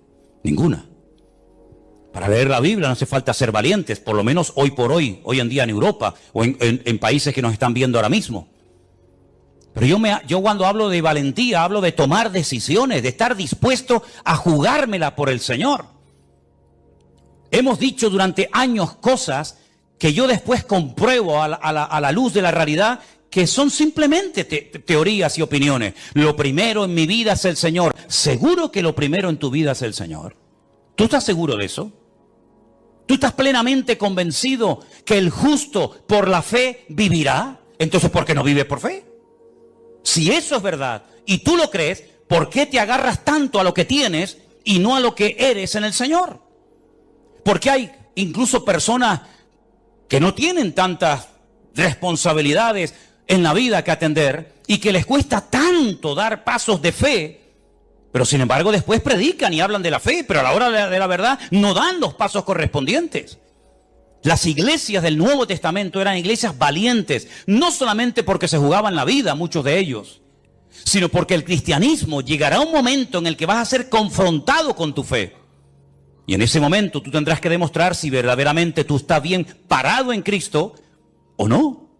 Las iglesias tenían paz, por lo tanto eran edificadas, pero dice además que andaban en el temor de Dios. Bueno, ya todos sabemos a estas alturas, creo yo, la diferencia entre miedo y el temor a Dios. Nosotros no tenemos miedo a nadie, ni a nada, pero sí tenemos que tener temor, es decir, respeto a Dios. Tal vez uno de los versículos más conocidos que menciona este tema es el de Proverbios, cuando dice que el principio de la sabiduría es el temor de Dios.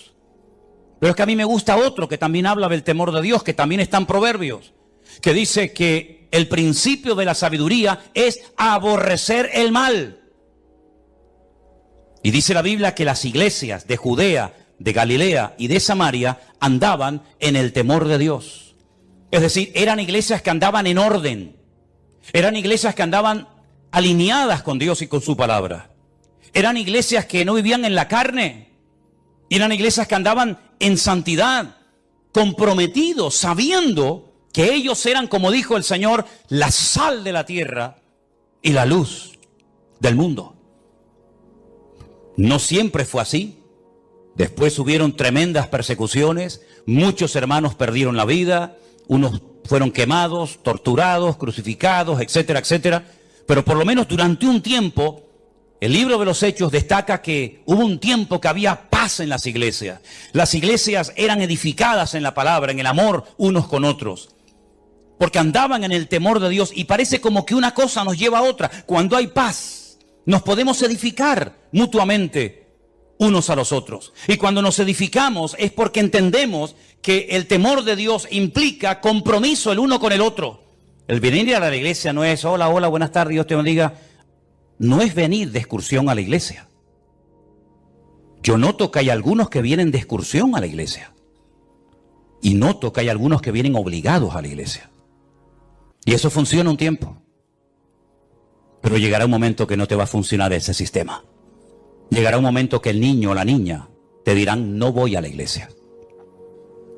Y ya no sirve. Te quito el teléfono, no sales con tus amigas, no te va a funcionar ese sistema. Porque perdiste la guerra hace muchos años y la quieres ganar ahora.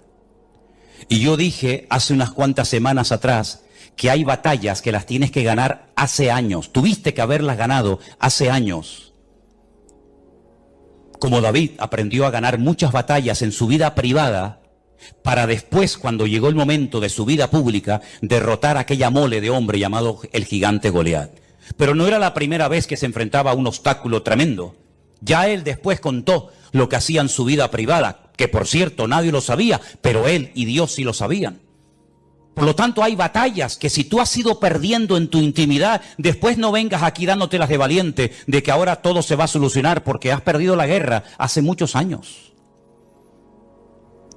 Por eso cada día, dice Pablo, empezamos de cero. Y corro para ver si logro hacer aquello para lo cual un día el Señor me agarró a mí. Porque todavía queda mucho camino por recorrer y mucho terreno por conquistar para el Señor. A veces decimos, he escuchado a hombres que dicen, la Biblia dice que la mujer tiene que someterse al hombre. Ya perdiste la guerra. Si vas así, ya perdiste la guerra, no hoy, hace años la perdiste. La Biblia dice, los hijos tienen que honrar a sus padres. Y si subes el volumen para darle como más fuerza a tu argumento, hace años que perdiste la guerra. Ya ni usando el versículo te funciona. Porque no es por presión, es por convicción. ¿Tú te has asegurado de que tus hijos han nacido de nuevo? Porque si no han nacido de nuevo, ¿cómo lo vas a obligar a venir a un sitio donde Cristo y su palabra es la prioridad? Si tú has perdido la guerra en tu familia y en tu vida privada, en tu vida pública, tarde o temprano, saldrá a la luz tus derrotas personales. Por eso, queridos hermanos, si no somos capaces de andar en el temor de Dios, ¿qué es el temor a Dios? Pongamos ejemplos prácticos. El temor a Dios es tener respeto a las cosas de Dios. El saber que aunque nadie me está mirando, aunque nadie me está observando, eso que estoy haciendo en ese momento, eso que estoy mirando en ese momento, no es la voluntad de Dios. Y no necesito a alguien que me fiscalice, no necesito a alguien que me haga sombra o me ponga encima su mirada para decir, ay, perdón. Porque yo sé que los ojos del Señor me están observando 24 horas al día. Y el temor de Dios funciona debería de funcionar cuando estoy acompañado y cuando estoy solo. Y ese era uno de los secretos del crecimiento numérico y cualitativo de la iglesia en aquellos tiempos. Que andaban en el temor de Dios, sabían que hay cosas que no le agradan al Señor. Y déjeme que les diga algo. En aquellos tiempos, por lo menos en este momento, no todo el mundo tenía como tú y como yo una Biblia en la mano.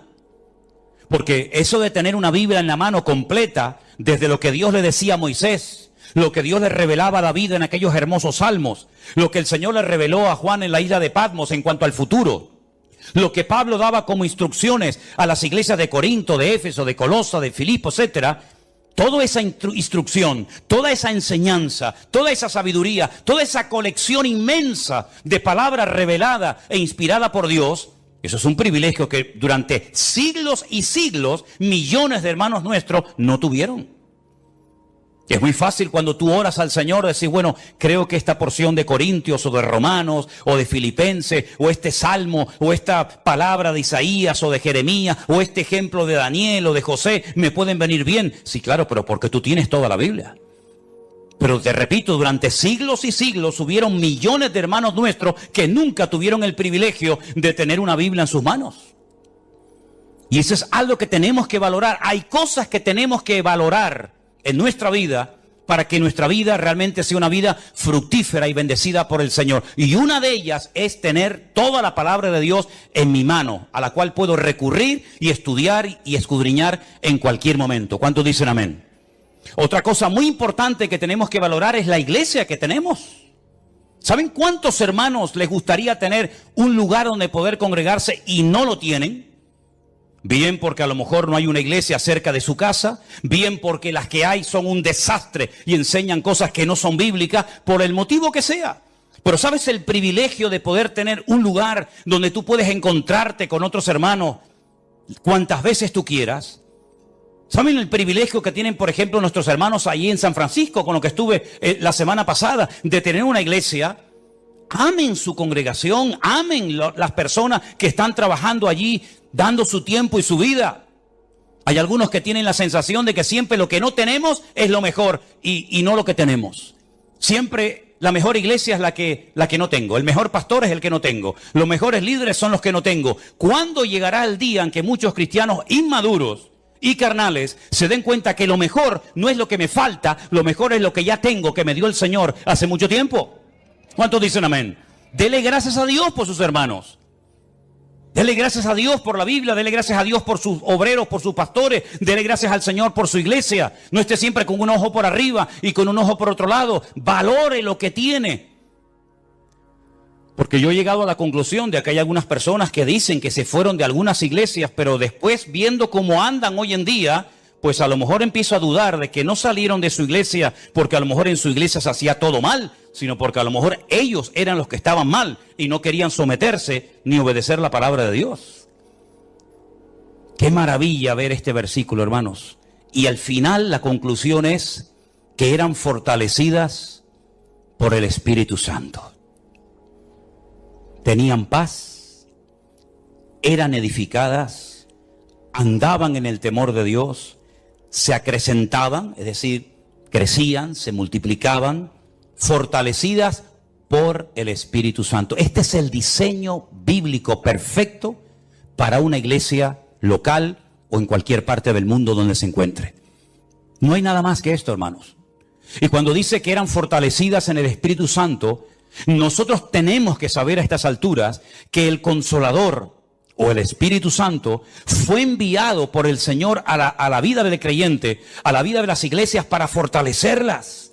Miren algunas cosas que dijo el Señor en los días previos a su despedida, cuando observó a sus discípulos un tanto tristes. Les dijo, no os dejaré huérfanos, tranquilos, no se pongan nerviosos, no estén así preocupados. Yo me voy, pero yo le rogaré al Padre para que os envíe al Consolador, al Espíritu Santo, el cual estará con vosotros para siempre. Jesús no estuvo siempre con sus discípulos, estuvo un tiempo, estuvo unos años, y después volvió a la gloria, pero dice, no os dejaré huérfanos. Cuando el Espíritu Santo venga, que ya vino, Él tomará de lo mío y os lo hará saber.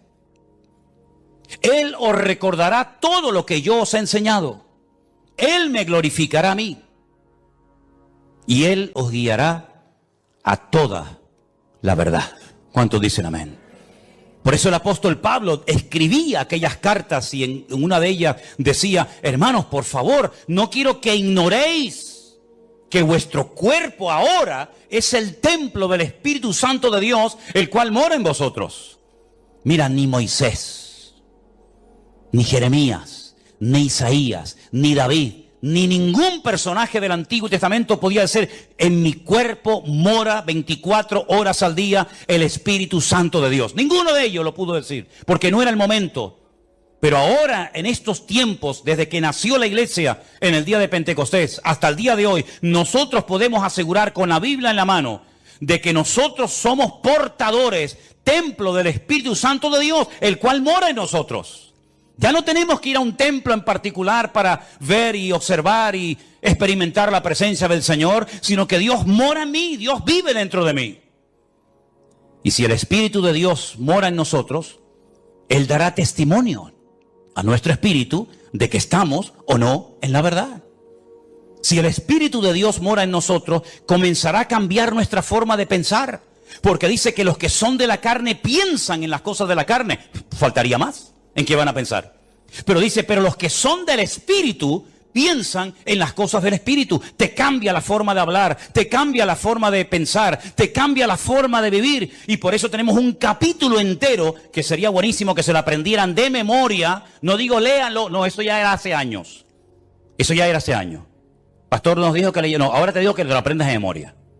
Tenemos que ir avanzando, ¿no? Si no, siempre estamos igual, como los niños pequeñitos. Léanse el capítulo 8. ¿Cuántos leyeron el capítulo 8 de Romanos? Eso ya pasó a la historia. Ahora usted tiene toda una semana para aprenderse un capítulo entero de la Biblia. Y lo puede hacer perfectamente, ¿eh? Porque yo cuando veo a gente que está estudiando medicina y se tienen que aprender miles de términos y miles de medicamentos y lo hacen, ¿cómo no nos vamos a aprender nosotros? Además, cuando contamos con la ayuda del Espíritu Santo de Dios, ¿sí o no? Pues entonces, aprenderse esta semana de memoria Romanos capítulo 8. ¿O no se aprendieron ustedes Salmo 91 durante el tiempo de la pandemia? Pues ahora Romanos 8. Y Romanos 8 nos dice cómo vivir en el Espíritu. Si usted ve que su vida no va bien, si usted ve que algo siempre hay, es porque a lo mejor no está poniendo en práctica lo que dice Romanos 8. Porque Romanos 8 es la enseñanza, es el diseño divino para la vida de una iglesia hoy en día. Vivir en el Espíritu de Dios. Y entonces te vas a dar cuenta de que hay tentaciones que ya no te vienen, cuando antes te venían todos los días. Pero porque has ido matando el deseo de la carne, lo has ido matando de hambre. Y has comenzado a alimentar la nueva criatura, la nueva obra que el Señor ha hecho en ti, y te vas a dar cuenta de que ahora tus deseos han cambiado. Antes lo que te dominaba ya te da, perdonen, hasta asco. ¿No les ha pasado a ustedes eso alguna vez? Yo he conocido fumadores, yo nunca fui un fumador. Yo me habré fumado 2 cigarrillos en toda mi vida, o 3 o 4, yo qué sé. Pero hay gente que fue fumadora, pero fumadora de estos de verdad. Que me dicen, a mí se me pone una persona hoy en día que fuma a mi lado y me da asco. Y tú, a ti te da asco. Pero si tú antes te daba, ya. Digo, fumar, perdonen, parece como que siempre el pecado más grande es el de fumar. Bueno, digo criticar, o digo beber, o digo cualquier otro. Cuando tú verdaderamente estás empapado y enamorado del Señor y tienes tus ideas claras y estás alineado y centrado en el Señor y andas no por impulsos, por emociones, por sentimientos, sino andas fortalecido en el Espíritu y por el temor de Dios, te vas a dar cuenta de que tus gustos han cambiado. Hay músicas que no te van a gustar porque le ofenden y le molestan al Espíritu Santo que mora en ti. Pastor, es bueno que yo oiga esto o lo otro. Digo, usted es cristiana, ore al Señor y ya verás lo que el Espíritu Santo te dice a tu corazón. Es más, si estuviéramos más llenos del Señor, no haríamos tantas preguntas. Estoy convencido de ello. Porque el Espíritu que mora en nosotros nos pondría en nosotros el anhelo de Cristo para hablar, para pensar, para vestirnos o para lo que sea. Cuando usted se pone en el espejo, pregúntale al Señor, Señor, ¿cómo me ves? ¿Hay algo que no te gusta de mí? Y yo te aseguro que si tú eres sincero contigo mismo, el Señor te va a decir, quítate ese pendiente de la oreja, bobo. ¿Qué haces tú con eso? ¿Qué haces tú con eso? Ay, perdón, Señor. ¿Y para qué te estás pensando en poner un tatuaje? No, pero me voy a poner, esfuérzate y sé valiente. Déjate de tatuaje y vive esforzado y valiente. Porque te lo puedes poner en el brazo, pero después puedes ser un pelele y un machango. Así que déjate de tanto tatuaje y tanta bobería. Señor, ¿y yo puedo ir a la playa y quitármelo de arriba para ponerme morenita? Tú te vas a dar cuenta que cuando tú estás alineado con el Señor y fortalecido en el Espíritu y andando en el temor de Dios, hay muchas cosas que tú dices, oye, yo no sé lo que me pasa, pero ya no tengo deseo de hacer aquello, o de ver esto, o de tocar lo otro. ¿Por qué? Porque el Espíritu que mora en vosotros os anhela celosamente, dice la palabra de Dios.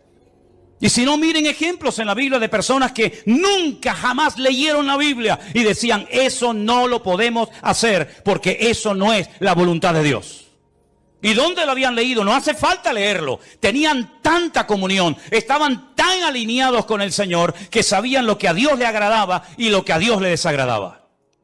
Así de claro. Pero claro, hijo, si tú vives en la carne, si tú estás todo el día pensando en la carne, si estás rodeado de carne y si también te mueves en un ambiente de carne y después dices, no, es que no se me abren las puertas, es que Dios no me ayuda, es que Dios no me bendice, pero tú te crees que con la vida de desorden que tú llevas, Dios tiene la obligación de edificarte, de fortalecerte y de bendecirte. Hay un precio que pagar, queridos hermanos.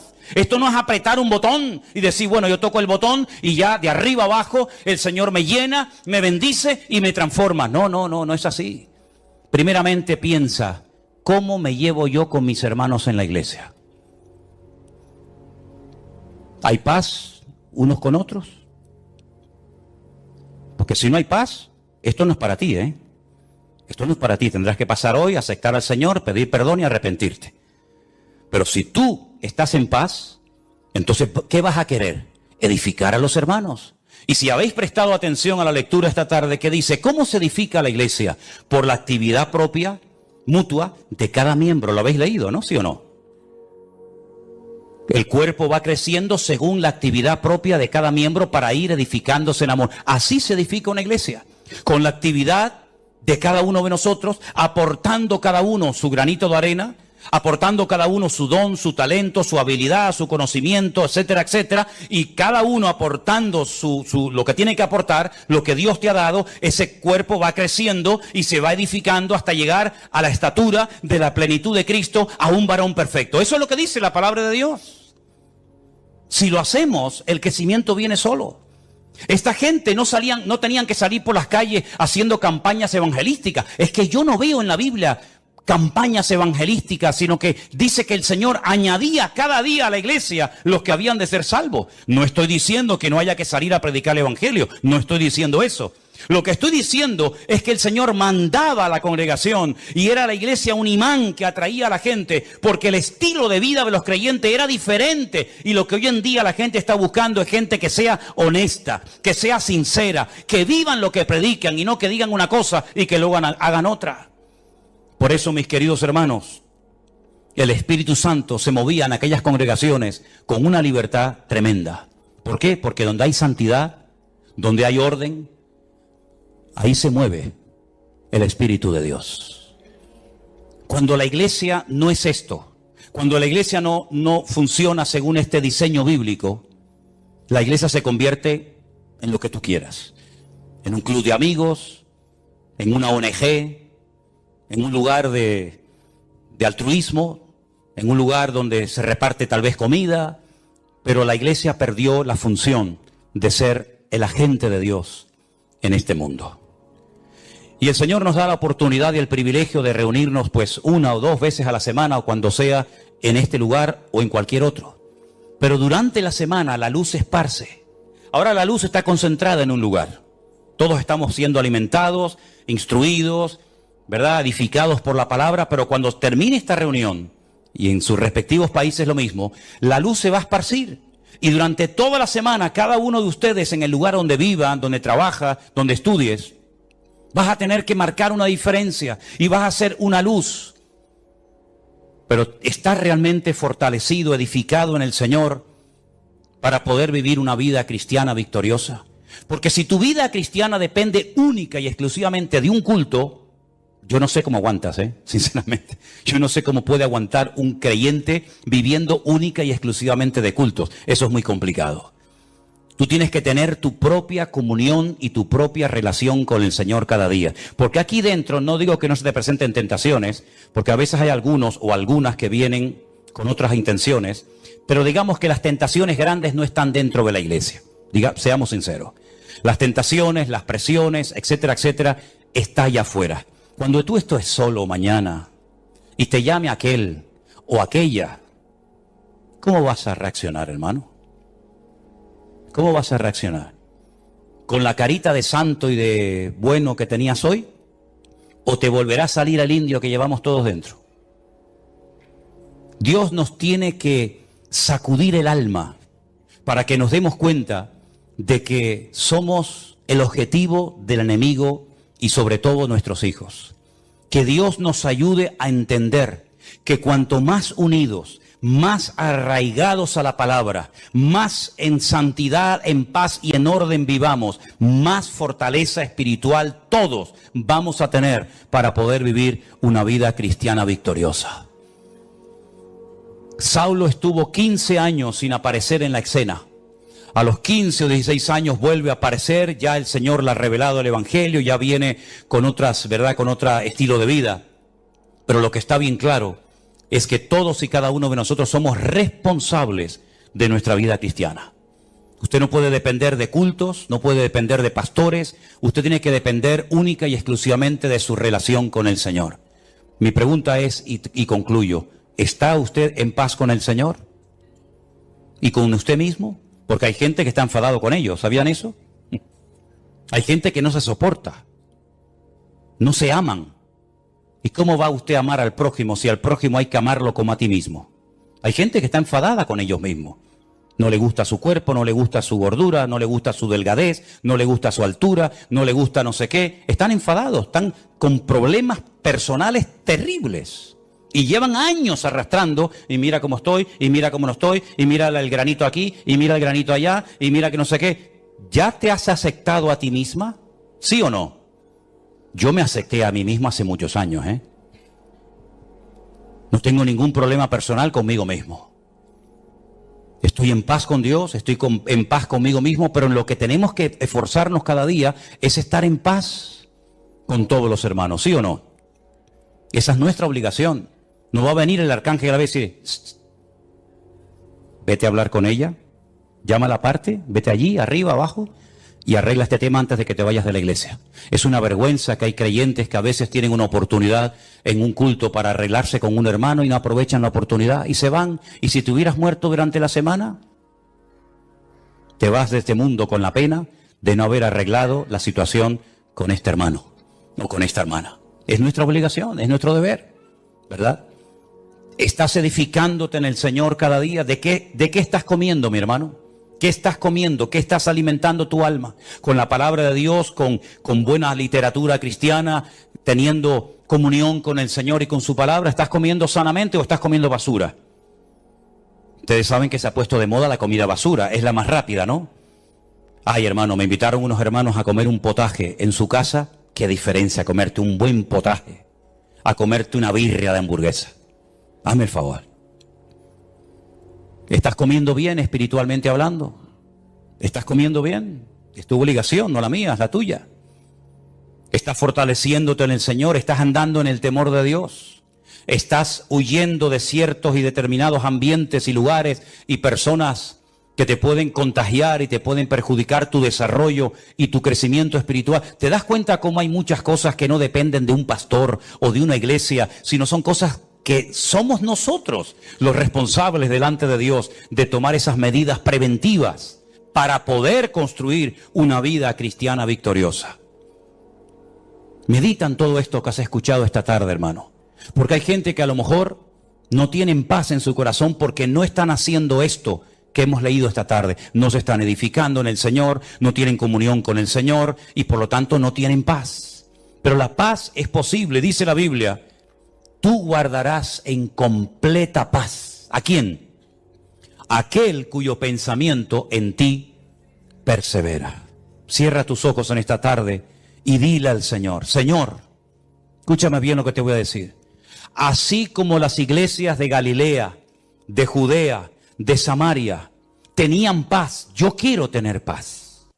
Así como aquellas congregaciones de antaño eran edificadas en la fe y en la palabra, yo también lo quiero ser hoy en día, Señor. Yo quiero ser fortalecido en el Espíritu Santo de Dios cada día. Yo quiero amarte y quiero temerte, porque eso es lo que significa tener temor de Dios, respetar a Dios, tener respeto a Dios y no ser un descarado, un irreverente, un desobediente, sino ser una persona que tiene respeto de Dios.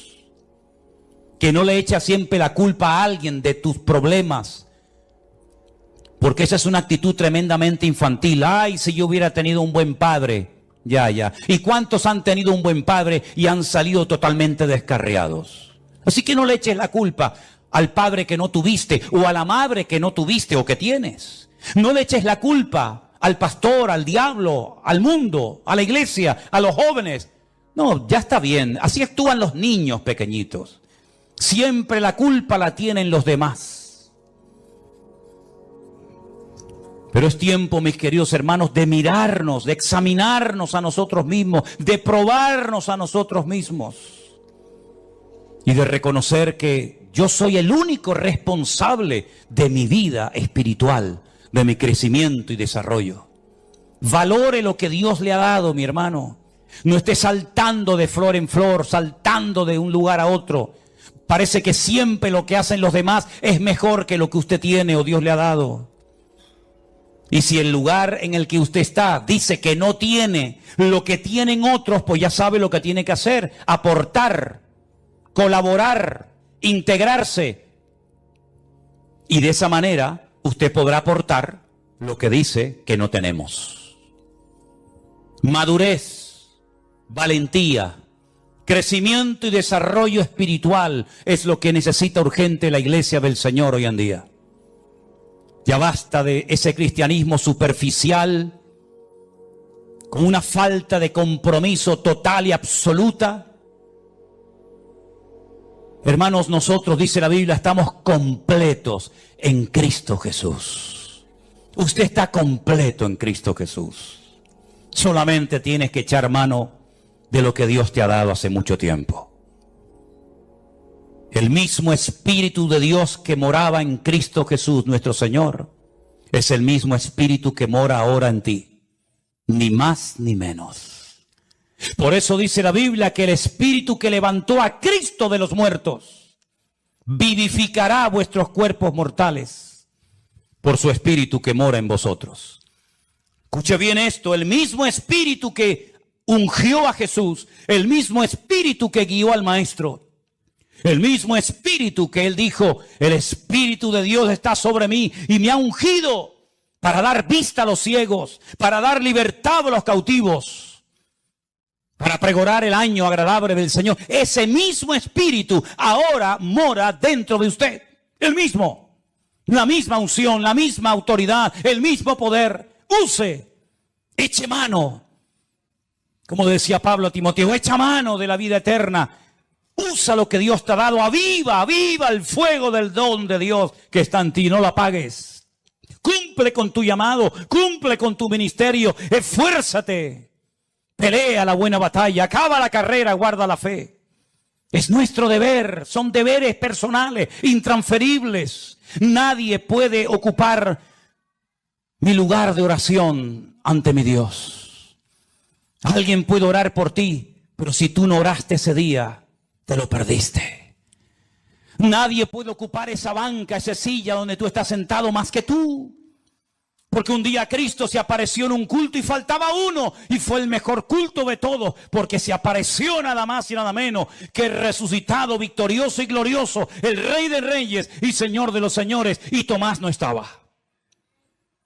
Nadie puede leer la Biblia por ti, nadie puede evangelizar por ti. Otros podrán hacer algo parecido a ti, pero tus deberes eres tú el responsable de cumplirlos.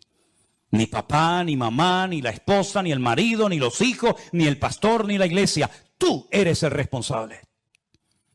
Es como si tú mañana no vas a trabajar. Tal vez el jefe puede llamar a otro, pero tu deber era haber estado allí. Así que, mi querido hermano y amigo, como le dijo el Señor a Ananías, levántate y ve a orar por Saulo de Tarso. Es que es un hombre peligroso. Levántate y vete a orar por Saulo de Tarso. Es que he oído de muchos males que ha hecho a tus santos en Jerusalén. Levántate y ve a la calle derecha. Pon las manos sobre él para que recobre la vista. Ananías, déjate de excusas. Levántate. Y como dice la palabra, y lo dijo Saulo de Tarso, es hora de levantarnos del sueño. Porque la noche está avanzada y se acerca el día. Señor, gracias por tu palabra. Queremos ser esta iglesia de la cual se habla aquí en tu palabra. Iglesias fortalecidas en el Espíritu. Iglesias que andan por el temor de Dios, en paz. Los hermanos unos con otros, sin guerras, sin peleas, sin murmuraciones ni divisiones internas. Queremos, Señor, vivir conforme a tu diseño en nuestras vidas. Que tú tomes posesión de todo nuestro ser y que en estos tiempos difíciles en los cuales nos ha tocado vivir, podamos ser la sal y la luz del mundo. Sabemos que la tierra ya está dando esos dolores de parto tremendos. Cada vez serán más frecuentes y más dolorosos. Y aunque el hombre natural no puede entender lo que está sucediendo, el hombre espiritual sabe qué está sucediendo. Que algunos dicen, ¿por qué? ¿Y por qué? Y yo digo, ¿por qué no? No es por qué. Sabemos para qué el Señor está permitiendo todas esas cosas en países donde se prohíbe su palabra, en países donde persiguen a los cristianos, en países donde se dice en un libro sagrado que tienen que Cristo no es el Hijo de Dios y que no murió en una cruz y que no resucitó, ¿no? Pues muy bien, no quieren andar a las buenas. Serán sacudidos como la higuera hasta que caigan de rodillas y reconozcan que el único que puede traer paz es aquel que murió y resucitó al tercer día y está próximo a venir otra vez a este mundo. Recibe la gloria, mi Señor. Aleluya. Sigue obrando, aunque el mundo se burle y se queje, sigue sacudiendo a las naciones de la tierra para que crean que tú eres el camino, la verdad y la vida. Aleluya. En el nombre de Jesús. Amén. Nos ponemos de pie, amados. Aleluya, Jesús. Te adoramos. Levanta tu mano al cielo y adora al Señor, Jesús. Jesús. Jesús. Jesús. Jesús. Jesús. Jesús. Jesús. Jesús. Jesús. Jesús. Jesús.